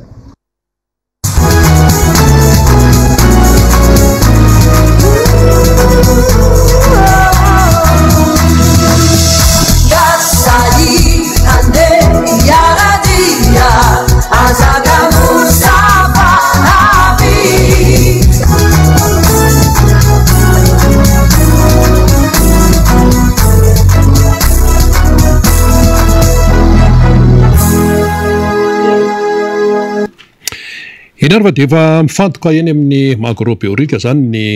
sainy rehetra amin'izay le hoe fanokafana ny fanamarihana nitsingeritaona 20 ny tiako Madagasikara izay ao zany no ahitanao ny lalana no diaviny izany tiako Madagasikara izany araka ny efa fanazavana moa no entin'ny filohan'ny komitiny fankalazana teo Andriamatoa Rakotoarvony Jean-Pierre eny ary fa ao anatin'ny resaka ihany koa amin'izao fotoana izao ny fanontaniana anankiray lehibe ny aminy hoe manahoana ny momba ny resaka fihaonambe pirenena ny aminy hoe fikarakarana ny ahoana ny resaka manodidina an'izy io sy ny sisa ny tsara homariana zany aloha dia ny hoe akoatra ny eto Madagasikara zay efa mandeha ny fanomanana isan-karazany any rehetrarehetra any dia manaraka akaiky an'io ihany koa ny any ampitan'ny ranomasina manaraka an'io ihany koa zany ny any ampitan'ny ranomasina any ary raha vao miresaka hoe ampitan'ny ranomasina dia eo aloha ny vahiny eo ny firenena mpiaramiasa, eo ny atao hoe ny sampana iraisam-pirenena isatsokanjany, fa eo ihany koa ireo teratany malagasy izay mizaka zo-pirenena hafa. Oka aloha tsy adinotsika raha vao miresaka hoe diaspora, hoe teratany malagasy mizaka zo-pirenena hafa dia hoe mizaka zo-pirenena frantsay ny ao an-tsaintsika, tsia. Misy ny teratany malagasy mizaka zo-pirenena frantsay, fa misy mizaka zo-pirenena amerikanina, misy mizaka zo-pirenena allemand, misy ny bulgare, misy ny rosianina sy ny sisa. Dia ireny teratany malagasy mizaka zo-pirenena isan-karazany ireny zany dia nihetsika ry zareo ny amin'ity resaka hoe momba ny fikaonan-doha-pirenena ity. Dia nisy firesahana tamin'ireo tompon'andraikitra isan-karazany tany ivelany-tany. Anisan'izany ohatra ny teo anivony antsoina hoe Directoral General for International Partnership, dia eo ihany koa izany antsoina hoe European External Action Service. Tsy moramora ny fahazahoana hoe mifampiresaka amin'izany fa teo aloha ny dingana isan-karazany. Nisy ny atao hoe resaka efa fanaovana tamin'ny antenimieram-pirenena frantsay, ny filoha frantsay satria izy no mpitarika ny vondrona eropeanina amin'izao fotoan'izao. Eo ihany koa ny eo anivon'ny kongresy amerikanina, ny fitondrana amerikanina sy ny sisa. Dia zany rehetrarehetra zany no mijery akaiky an'ity resaka hoe fionam-be-pirenena izay kasaina atao andaminana ny raharaha eto Madagasikara ity. Zay zany ilay fipetraka le izy, ary tadiditsika tsara fa ny vondrona eropeanina manokana dia nandefa iraka teto Madagasikara. Voangan'izay ny teny ny taminy hoe aleo mety mihitsy raha miditra amin'io fionam-be-pirenena io ianareo eto Madagasikara. Dikan'ireny misy toyan'ireny, matoa ny olona mandefa iraka manokana dia efa misy ketriketrika any ananina any, ka ny sasa moa miteny hoe fitadiavan-tsezo sy ny sisa izay filazany fa na zany ny any ivelany na sehatra raisam-pirenena dia efa mijery akaiky an'io ary manara-maso an'io amin'ny resaka fikarakarana fikaonan-doha-pirenena io dia ho hitantsika eo ny toyany. Efa eto namana raka eto amin'ny miara-manonja izany namana faniry, dia miarabanao namana faniry, tonga soa ndahoary zatsisy. Miraba namanarina dia misaotra ny mpijery mpanaraka piano MBS Radio Mada ity miara-manonja ity. Mialatsiny amin'ny fahatarana, fahatongavana satria tratry ny embouteillage enjana be mihitsy tetsy Nosy Zato dia zay no olana kely zany teo. Dia tena efa ho 40 minutes bloqué tao anatin'ny embouteillage tetsy Nosy Zato namanarina. Dia zay ny olana kely nitarika fahatarana zany, fa dia mialatsiny tsika ho an'ny mpanaraka ianao koa ny saorina satria nitondra ny fanokafana ny fandarantsika ary nandray ny namana Vanimbadibony Rakotona Andrasana moa. Rakotona Andrasana tena mazava be mihitsy ny zava-misy rehefa miakatra ny tatsaha, miakatra ny avy any Ambanivolo any tany anaty fiara no niezaka no nieno azy tena petsaka ny zava-misy any Ambanivolo any, ary zay le izy hoe omena sehatra tsika anio hevitra fa petsaka ny zavatra tsy maintsy hitondrana fa nio kevitra eto amin'ity firenentsika ity. Ary ohatran'ireny ny hevitra any Ambanivolo aza mihevitra malagasy ho draba ho bado, ka hoe ampahatraina le malagasy, badona le malagasy dia tsy mahafantatra ninina. Dia iny izy manao appel mihitsy amin'ny vahoaka mitenena mijoro fa tsy rariny zao zava-misy eto amin'ny tanindrazana izao. Dia tahaka mahazo ny avantsika Nosy Belleville zany vaovao raitsika dia androany fitsarana ny nidonisy ireo mpiaradia taminy izay nofonjaina misy 13 ireo ny samborona niaraka ny nidony, fa taorianan'iny mbola nisy 5 samborona hafa indray izay voalaza fa nanao fihetsiketsehana moa zany. Ka tao anatin'izay nosamborona izay zany nandeha ny fitsarana androany. Dia rehefa nandeha ny fitsarana moa zany dia ny chef d'inculpation dia hoe association des malfaiteurs na fikambananjiolahy zany nanjay anandry zareo. Dia ny avocat nitondra amin'ny fiarovana ao anatin'ny ady tany mazava tsara satria misy fikambanana zafiny fotsy fantatry ny rehetra zany, ara-drazana ary manana récépissé ara-dalàna. Ka tsy fantatro hoe inona am'izay le fikambananjolona tamin'ny hetsika nataony reto a pony nosy be zay niaraka andrinindonisa fikambanana zafony fotsy reto fa ny valim-pitsarana zany de enimbolana sazy miatra nahazo azy reo zay zany valim-pitsarana avy any nosy be Elville. Ao a ny fanehoan-kevitra zay nataony ny avocat ny mpisolo vava azy miaro mianadaha reto zay niarika fitsarana enotsika eo ny hevitry ny avocat fa ao ihany ko tonga de fanehoan-kevitra avy hatrany nataon'ny pasteur Edouard miaraka mazava ho azy Gab Vakiny Adina zay mpanao serasera ny RMDM zany any Anosy be Elville am'izao fotoana zao manaraka akaika ary mifampahery reto mpitolona ho an'ny tanindrazany reto de nanao fanambarana ihany ko zany dia mikarakara azy eo ny teknisiana antsika de ho alefeo zay rehefa aveo Rina Rabe mananjara zany fa mampalahelo hoe tsy aradraro mihitsy ny zava-misy eto Madagasikara. Zany no famotena ny malagasy miaro sy manao zay ezaka rehetra iarovana ny ty Madagasikara ity. De tondro no fikambananjiolahy anaty olona madio ny malagasy. De aiza am'izay lay fisainatsika andinika seritreritra lalina ny zava-misy eto Madagasikara. Fa tena mampalahelo le izy ka io moa mbola mandeha ny atolontsika hoe le ady ara-pitsarana zany satria tsy mipelapotsy ny avocat mbola ho avy koa le fitsarana am'le Dimenada Rina zay misy distime ao anatin'izany mazava ho azy zany lay mitaky ny fanafana ny ninidonia de hiaran'izany antsodzay rehetra zany izy 7-20 mianada zany no hiaran'izany. De zay sazy embolona zay ny azo ny ninidonisy ireo mpiaradia am'zany fa le reste moa zany mbola miandry amin'ny fahafitony volana Jolay any hoany raha ny fantatra zany fa mbola miady ny azona nylay hoe fahafahana vojimaika ny eo anivon'ny mpisolo vava zany fa alefatsika eo rehefa aveo ny feon'ny mpisolo vava zay miaro ireto malagasy sy piray tandrazana amitsika zay mitsoro any Nosy be Elville ireto anaovana fakahirezana anareo satria manaraka miara manonjy izy ireo am'izao fotoana izao miaino mijery atsika izy ireo anaovana fakahirezana rehefa mijoro an'ny tandrazana miady ho an'zany maizana zany mba ahazona ny mazava dia ohatraohatran'izao ny etraketriky natao hoe fanjakana zany ohatraohatr' zao ny endriky ny fanjakana jadona DJ manao didy jadona zany ho an'ny fitantanana ny firenena sy manao zay hapotika amin'ny piray tandrazana fa akasitrahana ny fijoroanareo akasitrahana ihany koa ny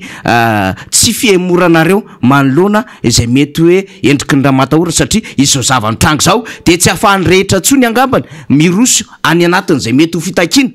ny amin'ny famonjana ny namana ka hoy sika hoe makahery amin'ny zavatra rehetra zay ijoroantsika ary ny tompon'andraikitry ny atokotiako Madagasikara ny RMDM raha teo koa any toerana zay tarihan'ny pasteur Edouard sy ireo namana marobe misy ny avany ambanja isorana Lenda William ro délégationna zay miara mifanotsana tsy mamela horery ny ekipa zany zay Anosy be ary misy ny avantsarana ihany koa tonga zay miara mifanotsana amin'izy ireo. Zay ny amin'iny fa rehefa vonona avy any amin'ny namana teknisiana de ho arotsatsika eo ny feo mivantana avy Anosy be Elville zay nalaina zany tamin'ny io maraina io de ho alefatsika rehefa aveo fa efa nitenenirina teo moa zany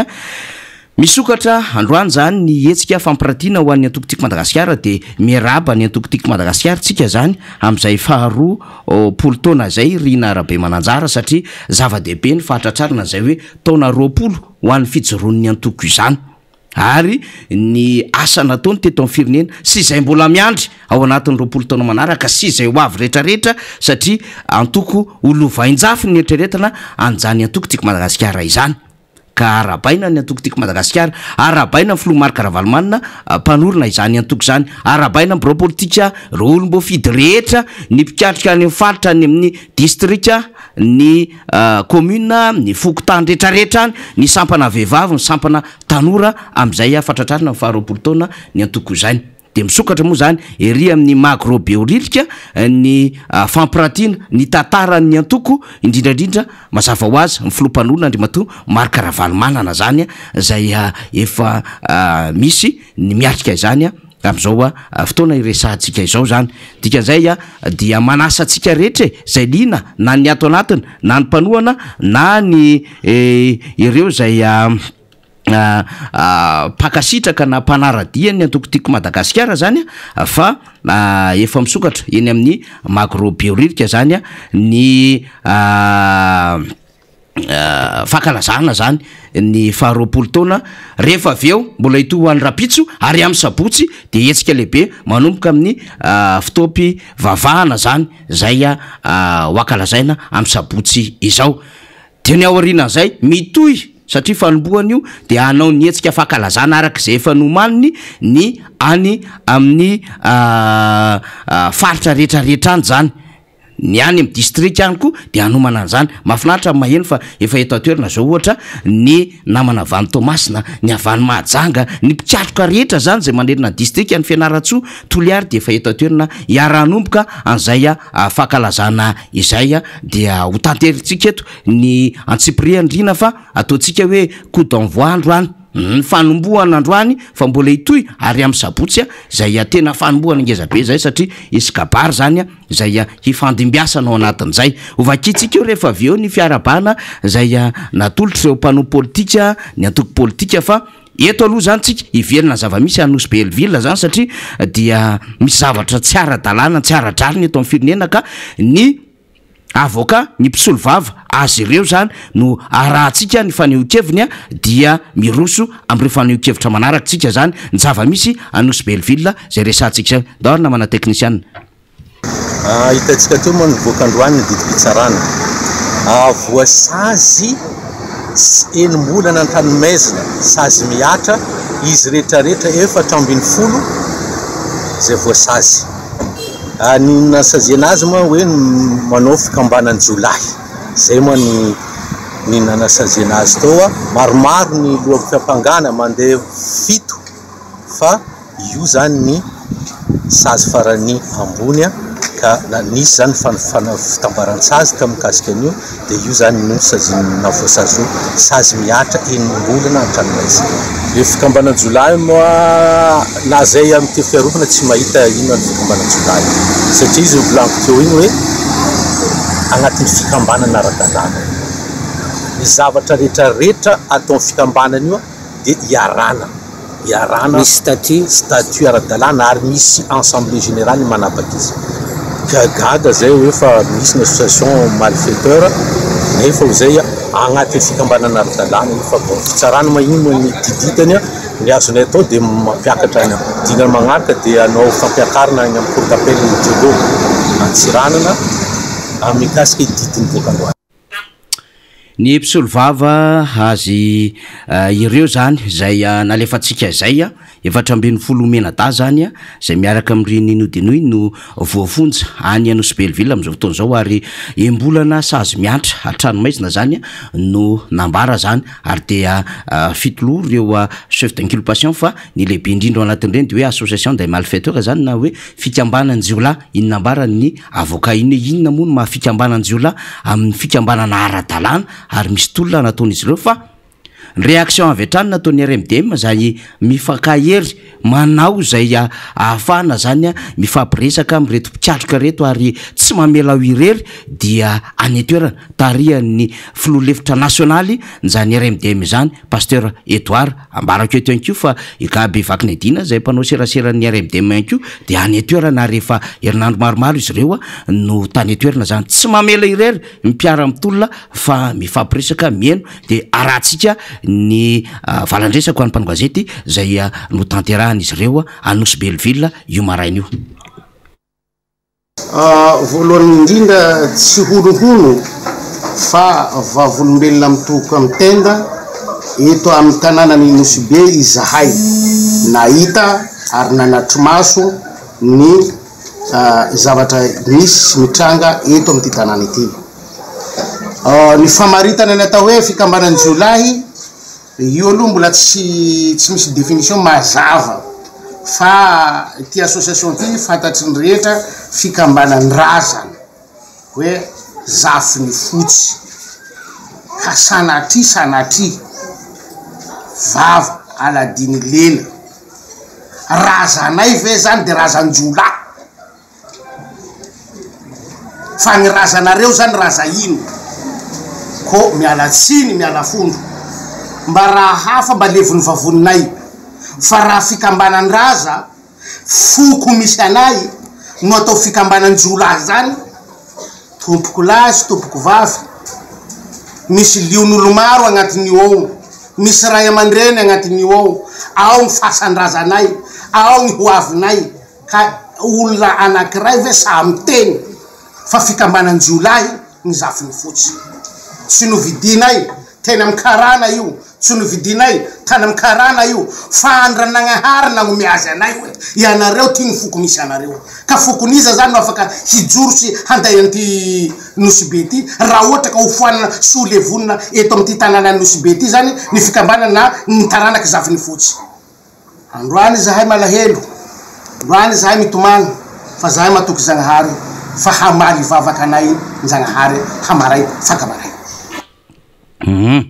Mazavy ny tenin'ny pasteur Edouard zay avy amin'ny RMD miny fa ny vahoaka ihany koa mpanotrona ny mpanaradia dia manana ny nambarany ny zava-misy androany rina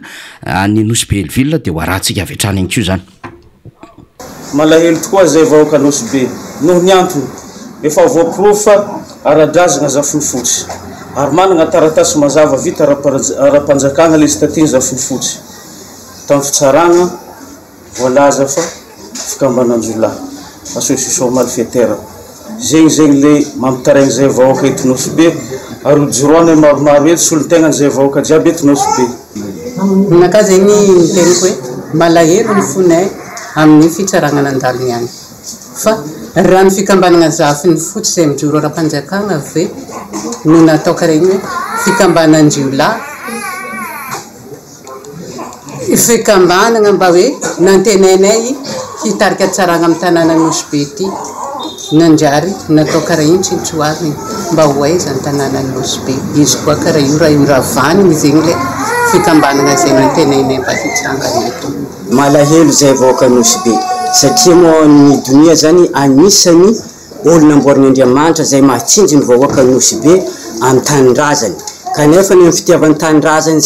zay namody agnazy agnatin'ny prison. Malahelo ny tegnanay karaha ohatrany hoe tsisy mpitondra fanjakana mba hiaro vahoaka eto manjary zavatra tsy mariny ny manankery nohony zany malahelo ny tegnanay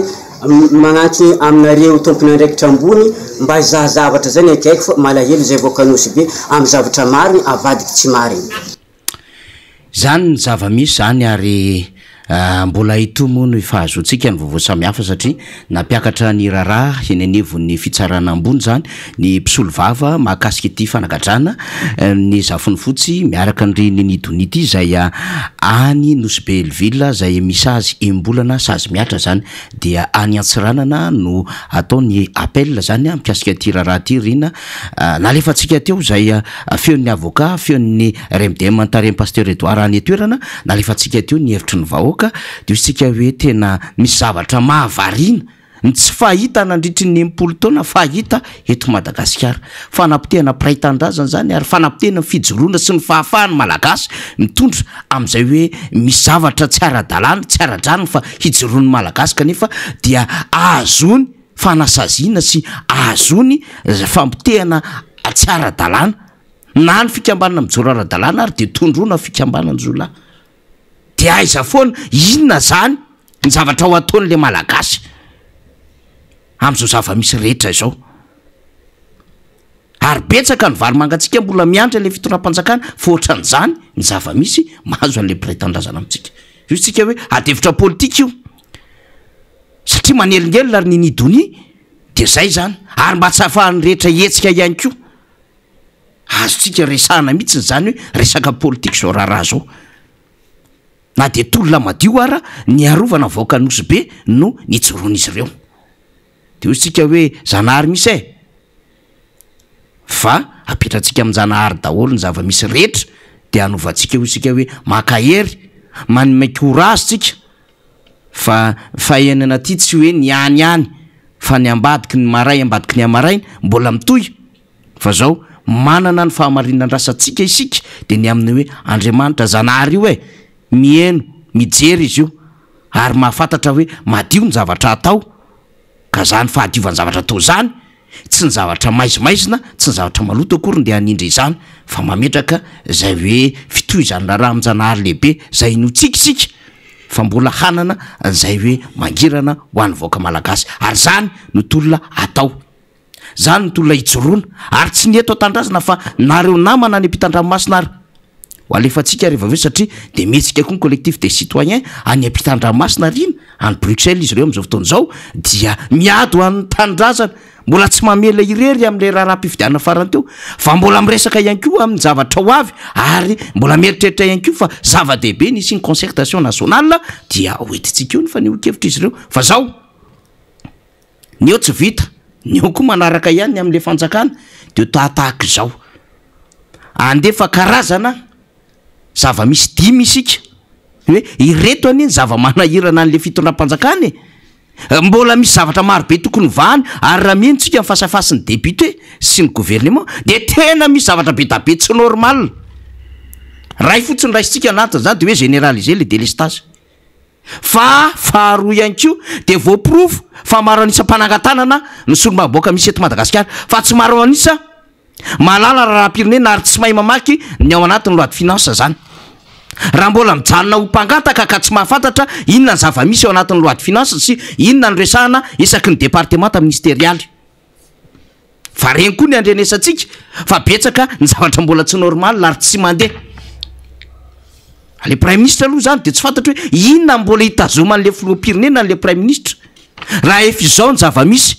ny volamena lasa pilim-body suppositoire ho an'ny eto Madagasikara tsy fahita nandritry ny 90 taona hoa hita eto Madagasikara ary nahita ny hitantsika eto anatin'ny 90 taona lasa nanjavona zany ny zava-misy eto Madagasikara ary ny tsy fihinana nandritry ny 90 taona lasa fihinana eto Madagasikara veoveo minina le nahafaty an'le tany atsimo antsinanana efa nytenen'ny président Tabery zay hoe tsy mpihinana any reny mahafantatra an'izany ny an'ny farafanganana fa voaterininona satria tsy ninakanina ninany tsy fihinana hoditra avy nanaovana kapa voatery nohanina satria tsisy hohanina ary France 24 ka namoaka an'izany iny ko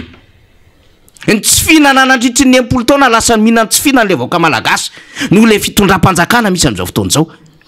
de mbola tsy tonga saina ihany vetsika ary malagasy hoe zany ny zava-misy de alefatsika eo ty ohatra zany ny zavatra nitranga ny eo anivon'ny ENS école normale supérieure zay manao fitokonana rehefa ndresantsika zay ny amin'ny tsy ara-dalàna fomba kizarana amin'ilay bourse resaka digitalisation eto moa zay zavatra rehetra ataon'le fanjakana tsy mandeha amin'izay loana digitalisation amin'ny mpianatra mandeha koa ny amin'ny mpiatram-panjakana ary mandeha mifanisana olona tamin'ina morina le tosika famena tsy mandeha amin'izay loana rehefa fanjakana manao an'ity karazana antotanisa ty de hoe notsika ny faneho-kevitry ny mpianatra eo anivon'ny ENS ao anatin'izay fitokonana ataon'izy ireo zay maro loatra ireo mpianatra tsy nisitraka vatsy-pianarana tao anatin'ny herintaona mahery nampidirana ny digitalisation sy ny fanomezana ny fizarana ny vatsy-pianarana eny anivon'ny paositra malagasy anjatony ireo mpianatra tsy misitraka ary tsy misitraka vatsy-pianarana tamin'ny taon-dasy ary tsy mbola misitraka izany hatramin'izao ankehitriny dia mbola maro ny mpianatra sy tafiditra anatin'ny lisitra koa manahiny tsy azona izany intsony indray izahay leo ary mijaly izay mpianatra tena leo ary tena leo ka manao ity fangatana mpabe-maso ity mangataka mpanajana izahay ny amerenana ny fizarana ny vatsy-pianarana eny anivon'ny sekoly sy fakulté satria lasa ny mpianatra no anaovana ny andrana amin'ny fitaovana izay tsy voafehy sy tsy mifanaraka amin'ny didina izay iainana eny anivon'ny université ary manome 420 izahay hamahana izany olana izany ho an'ny ENS manokana zao eo amin'ny 200 eo ny ENS manokana de nefany misy eo amin'ny 100 farafakely nefa 100 tsy mandray vatsy-pianarana mihitsy de zahay zany efa tanareo tsy micomprendre anareo atao amin'ny olona micomprendre anareo zany le zavatra fa manjary miteraka olona foana de zay foana ny diso nefa le izy fanampin'ny mpianatra zao frais bus 4 ahitana volana zany za eto tsika tsisy an'izany hoe asantsirika amin'ny mpianatra zany tsisy eto ahitana volanaovana fianarana fa anomboka zao de io bourse io mba anetana frais bus nay tsy karazany miaraka amin'ny photocopie impression nefa ny ampifilafana tahako zao le izy zany mahazo ny zaza malagasy leo mpianatra eo anivon'ny ENS bisa 500 sy arivo zareo de hoe notsika andray olo anatiny tsy faiza mitatana tsy faiza mitondra nefa rdedaka matikambo mandeha raky ny tapitanety mandany vola efa mangaladima no propagandy nefa fiaina fireneny tsy mandeha am'izay loana de ohatran'izao ndray nataon'ny PAT eny amin'ny anjerimanontolo eny akatso daoary mitsoreto ny piasan'ny université makasika ny resaka fanaisana karama volana jona atramina tany atramin'ny mesana teto ary le zoko be teo aloha dia nilaza fa tsy mbola nisy piasan'ny université tsy nandray karama taloha 26 juin zany hatramin'izay le 15 le 16 dia efa mandray volana karama ny piasan'ny université tamin'ity nefa dia tsy nandray karama ny piasan'ny université hatramin'izao mitarainy izahay tompoko mba am'izao tsy fandraisa karama zao maheno zay hoe misy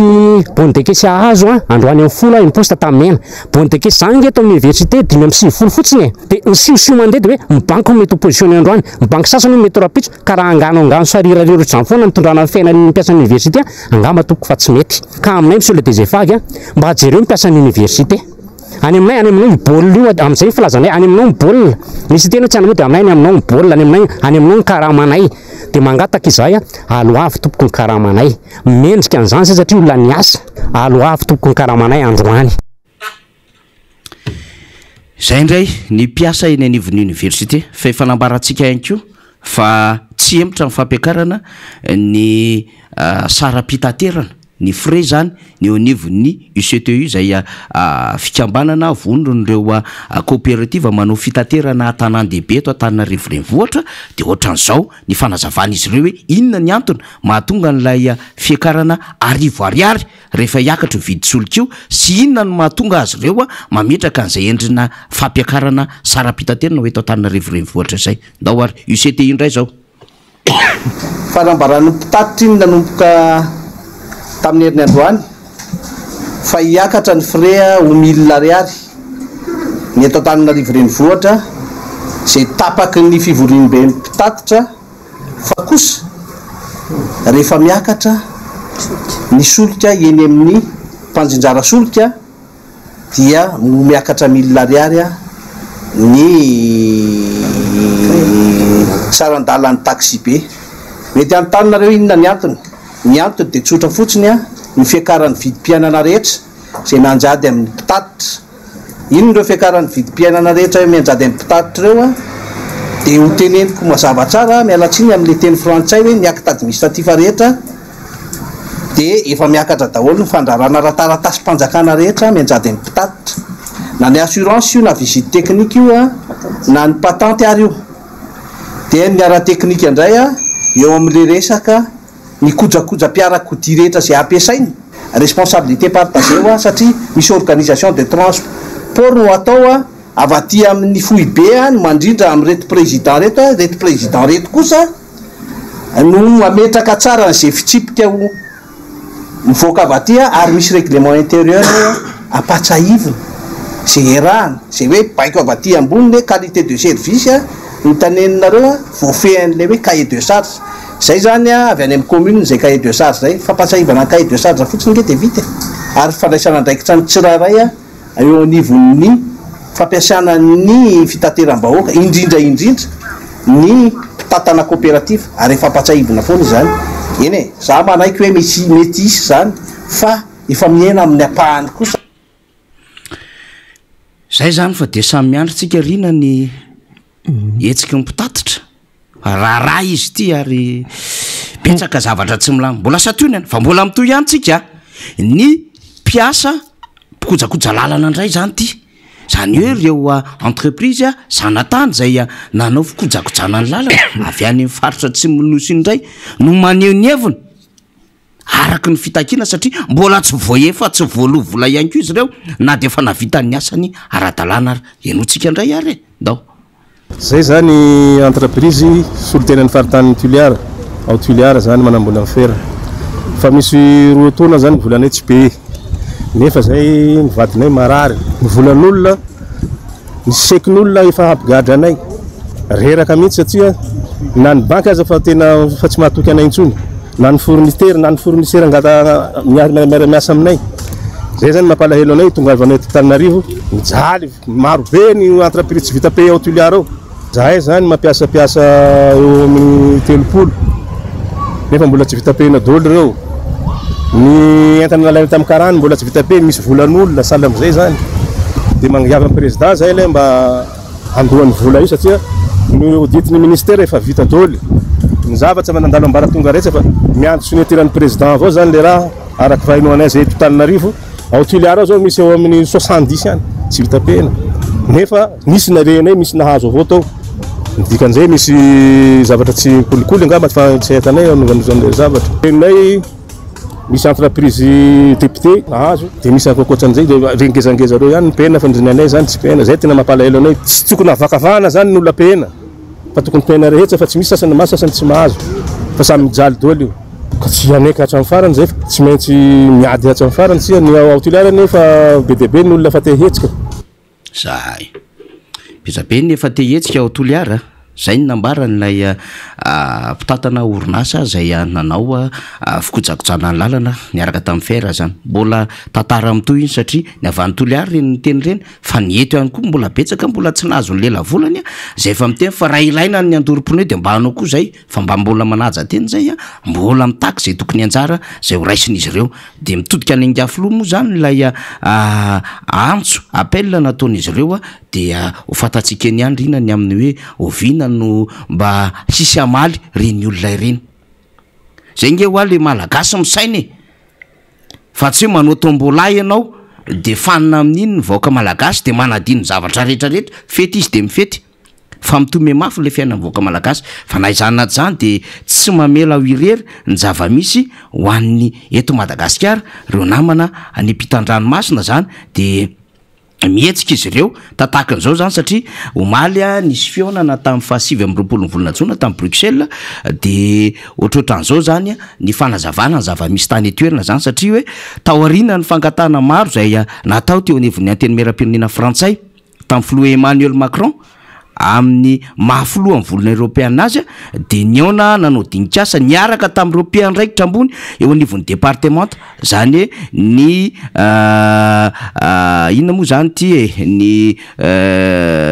directoire général for international zany sy ny partnership sy ny European External Action Service zareo zany dia noresahana tamin'izany ny toy n'ilay fandalovany niraka manokana von'ny Europeana farany teo ary indrindra ny fikanandrom-pirenena zay hatongavana amin'ny demokrasia tena izy sy fampandrosoana ny firenena zany hoe le natongavany Christian Prada zany io teto Madagasikara dia nisy fanambarana nataony tamin'izay fotoanandro zay dia marihana fa tafiditra ao anatiny ny ezaka efa natao efa tamin'ny taona lasa 2024 izao ary fifampitohizana amin'ireo fionana zay ataon'ny kolektifa eo anivon'ny ONU sy ny kongresy any États-Unis zay etsika ataon'izy ireo zay ka ho alefatsika ny fanehoan-kevitra zay nataony reto collectif des citoyens malagasy zay tena mitady ihany koa ny zay mba hahafahana mitondra vahaolana ho an'ny firenena ary tsy mitaza-potsiny na lavitra aza fa manao an'izay adidy amanandraikitra zay ka miona amin'ireo sampana samihafa directorate général for international zany zay le izy partnerships sy ny European External Action Service zany ohatrohatran'izay le izy dia mbola hitohy handeha ho ananivon'ny ONU sy ny congrès any États-Unis ihany koa zareo anatin'izay dia rahantsika zany ny fanehoan-kevitra ataon'ireo malagasy any ampitan-dranomasina any Bruxelles zareo zany zao miasa mafy an'izay rahabandrehetra araky ny hitanareo zao moa dia eto Bruxelles indray misy anay collectif des citoyens d'origine malagasy fampatsivana kely tamin'ny volana novembre 2024 dia nametraka taratasy tamin'ny filoha Macron amin'ny maha filoham-pirenena frantsay azy tamin'ny février 2024 kosa dia miverina nanoratra tany amin'ireo zay amin'ny maha filohan'ny Union Européenne azy rehefa aveo moa dia nisy fifandraisana nataony tamin'ny Olaf tany Madagasikara ary koa tamin'ny zareo ny Nations Unies hitanareo amin'izany fa mitohy vakana ny zavatra ataon'ny collectif des citoyens d'origine malagasy ary ankehitriny moa zany dia eto Bruxelles araka mbazaiko teny misy anay ka avy nono zay tamin'ny manam-pihafana ambony tao amin'ny Union Européenne zay mikarakara ny partenariat international ao amin'ny direction générale ao amin'ny Union européenne ary koa ao amin'ny service atao hoe European External Action Service. Tsy laza aminareo zay izy ny anaran'ireo olona fa dia olona tena tokony andraikitra be eo no nandray anay. Tonga tao zay nametraka zavatra maromaro, niresaka zavatra maromaro maharitra teo amin'ny adiny iray mahekely teo ny fihaonana mpamindry zareo zay mazava ho azy moa fa tsy ambary eto ny zavatra ndrasana isao satria dia mijanona amin'ny trano no fampiresana ihany. Tomo zany dia nanamafy zay momba ny concertation nationale zay efa ao anatin'ny zavatra niteneny mission Union européenne ihany tamin'ny 13 mai zay nanao comprendre zany navoakany ao amin'ny site internet dia zavatra zay koa namafisinay hoe ny raha ohatra ka tiana zavatra mipetraka sy mirindra ary maharitra zavatra misy ao Madagasikara dia le fotoanan'ireo mpirenena ihany no vahaolana ahafahana mandeha amin'izay zay zany anisany betsaka zavatra tenena atao tsy afaka resana deo fa zay tena hoe zavatra mafono zany noentinay ny Union européenne. Ya, reo ny malagasy izay monina ny ampitan-dranomasina miasa ary tena mihetsika mihitsy mijery izay vahaolana amin'ity firenena ity. Etona aloha zany dia hitondrantsika fanamariana samihafa ny amin'ny hoe tsy lavorary ny resaka connexion zany dia izay no mahatonga ny hoe tapatapaka fandraisantsika ny miara-manonja MBS Radio Mata dia misy partie samihafa toy ny izay alefa ny namana teknisiana zany ny anivelany zany ohatrohatran'izany zava-misy fa mitsinjo mijery ary samy mitondra ny anjara brikiny ho an'ny Madagasikara avokoa zany rehetra fa tsy mamela irery amin'ny Madagasikara satria fantatra le zava-misy rina fa tena mafy be ny fetraika ny zava-misy eto Madagasikara amin'izao fotoan'izao ary izany no ilaina ny fijoroany rehetrarehetra ny antokotiko Madagasikara moa zany dia mametraka le hoe sahy mijoro mino dia rehefa mandinika zany tsika dia hoe ho an'ny rehetra mihitsy ny zany mila fasahina mila fijoroana ary mila finoana ihany koa ny fanatrehana zao zava-misy zao satria iamafy ary iamafy hatrany ny zava-misy eto Madagasikara dia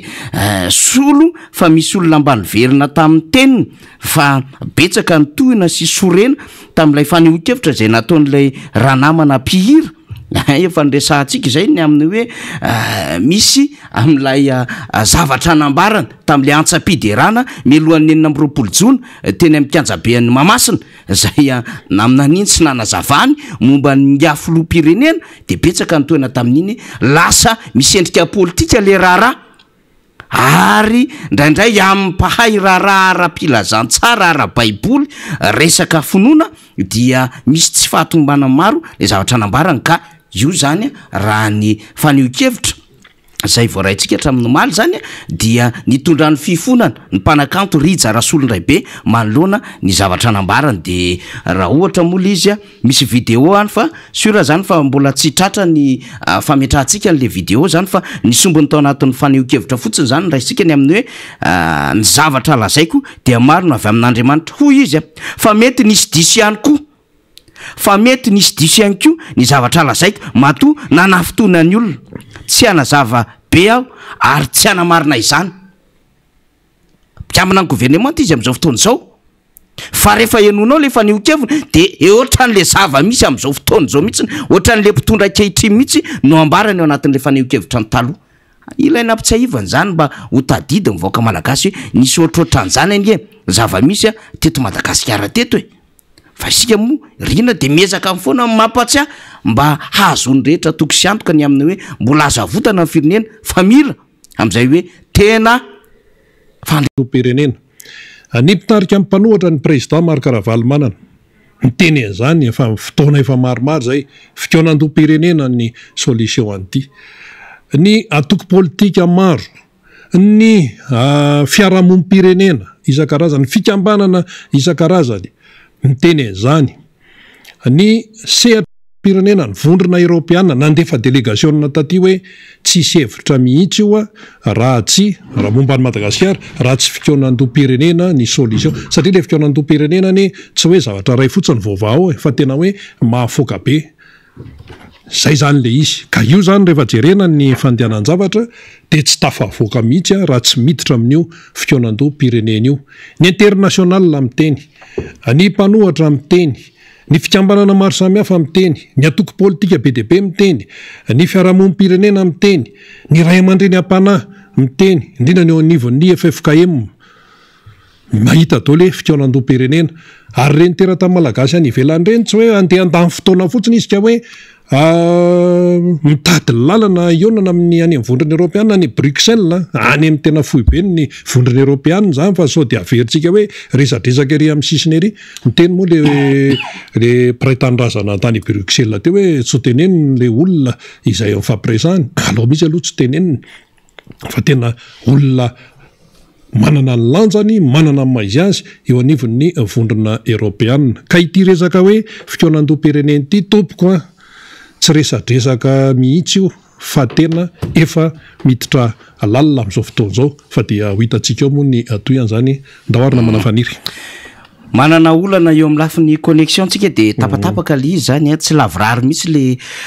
resaka connexion réseau zany tena sahirantsika de tapatapaka ny fandraisantsika le miara-manonja fa miezaka manipy na mana technicien fa ovakiko aloha zany ity fanambarana avy any amin'ny RDS ty na ny roso any démocratie sociale antoko politika zay tarehan'Andriamatoa Fetson Rakotondrendrina zany zay taratasy navatany ho an'Andriamatoa Ravalomanina Marika filompanolona ny antoko tiky Madagasikara ny faravoatra zany antony moa zany de hoe fiarabana noho ny faharoapolo taona ny antoko timma zany de vakitsika le izy hoe Andriamatoa filoha am'izao fanokafana ny taom-pahakalazana ny tsingery taona faharoapolo taona faharoapolo ny orena ny antoko tiky Madagasikara izao dia ampifaliana tanteraka amin'ny anaran'ny Birao sy mpikambana ato amin'ny roso any démocratie sociale RDS no iarabana anao manokana sy ireo birao ary mpikambana mpiara-miasa aminao ao amin'ny antoko nahatratra izao vanim-potoana tsy fanadino zao. Maro tokoa ireo zava-bita ny antokonao tsy azo afenina zany ary anolorana ny fisaorana anareo kanefa mbola betsaka koa ireo adidy miandry ho fanarenana anty firenena iombonan'ity koa ambony fiarabana de mirary anao sy ireo mpiaradia aminao havita mihoatra ao anatin'ny fiombonana sy ny firaisakiny izao fanamariana tao mpiasana lava izao dia manamarika fa efa vita sedra ny antoko tim azo avadika ho tombony ho an'ny firenena izany mampahery anareo amin'ny adidy lehibe mipetraka eo an-tsorokareo ny tao-trano moa tsy efa nrery koa inona fa akasitraka ny fiara-miasa sy ny fifanomezan-tanana amin'ireo mpisehatra mikatsaka ny tena fampandrosoana ho an'ny malagasy ianareo raiso Andriamatoa Filoha niaja homba piraritso ho anao manao siny izany Andriamatoa Fetson Rakoto Andrendrina zay filoha nasionaly ny antoko roso any démocratie sociale na ny RDS zany ao anatin' zao faharoapolo taona ny antoko tiky Madagasikara izao rina no namakitsika izany zay ny am'izany rehetrarehetra izany sa niezaka ny saika andefa orona-peo moa tsika fa ao am'izay resaka réseau sy ny sisy zay de mbola sahirana namana technicien mety tsy ho tratratsika androany izy fa ho ataotsika indray ho an'ny rapitso raha ohatra ka tratratsika fa etona zany dia mandefa fialatsiny ny solombavamboaka ny Madagasikara Mambra Bendrina zany zay tokony niaraka tamintsika fa noho ny adidy amanandraikitra maro be zay sahany satria miona am'sehatra iraisam-pirenena izy ary misy ihany koa ny raharahany antoko zay tsy hafahany miala dia tsy tafaradalana amintsika zany solombavamboaka ny Madagasikara voafidy tetsy amin'ny distrika Ambohidratrimo Mambra Bendrina ary mampita an'izay fialantsiny ho antsika rehetra zay zay mpanaraka azy isaky ny alakamisy zany izy raha teo koa moa kestora fahatelo eo anivony antenimieram-pirenena zany ka ny andraikitra io sika maro be ary ny fanotana tamin'ity alakamisy marain'ity indrindrandrindra ny fiorina tamin'ireo sehatra iraisam-pirenena dia tsy nahafahany zany nahatratra ny fotoana zay irany amintsika fa eto sika zany drina de mbola miteny foana zany ho an'ireo mpikatroka mpanaradia ary pakafy ny antokotiky Madagasikara indrindra ho an'ny filomarika Ravalomanana reo mpanaradia azy ny etsika zay eny amin'ny agrobiolika dia ranto ho an'ny tantarany ny antokotiky Madagasikara zany dia hanasana ho antsika rehetra zany zay no hamaranana ny fandarana alohany tena hamarana anazy de misy ty fampatsahivana amin'ny fanasana ty sy ny fanazavana entin'ny CCN zany na ny comité de coordination nationale mandrindra amin'ny fankalazana faharoapolo taona ny antokotiky Madagasikara ka ny ambassadeur ny Madagasikara teo aloha Jean-Pierre no mitondra izay fanazavana izay de aorinan'izay amarana amin'ny rideau tanteraka Rina Rabe Malanjara ny tena kosa dia manome fotoana antsika indray ho an'ny Rapitso ndahoarana mana technicien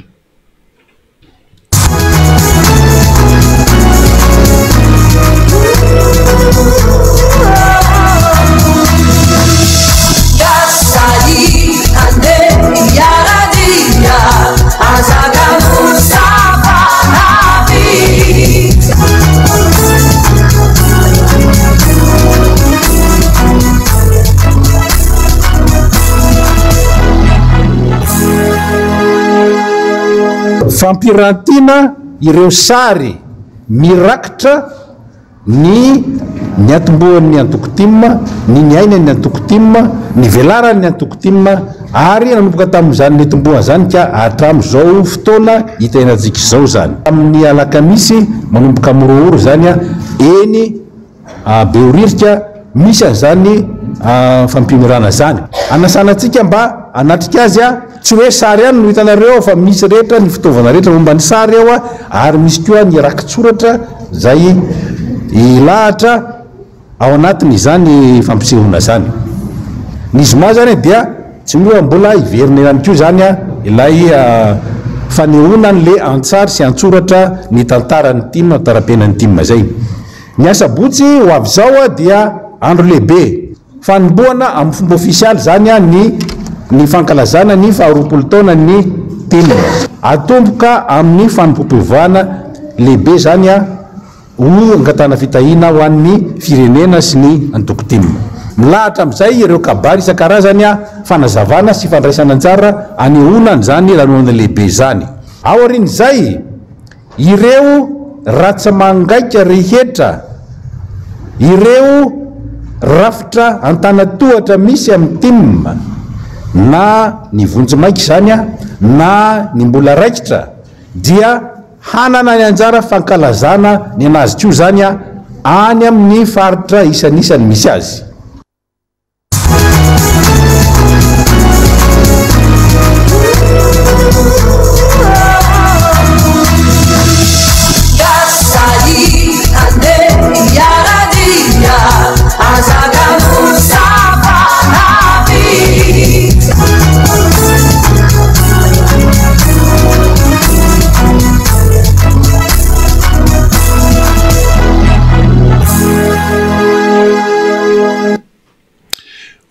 eny ary ty izay ihany koa no nanakatona ny fandarantsika miara-manonja MBS Radio Mada tamin'ity fotoana ity aza tonoana zany fa dia eny amin'ny macrobeorika amin'ny fotoana anio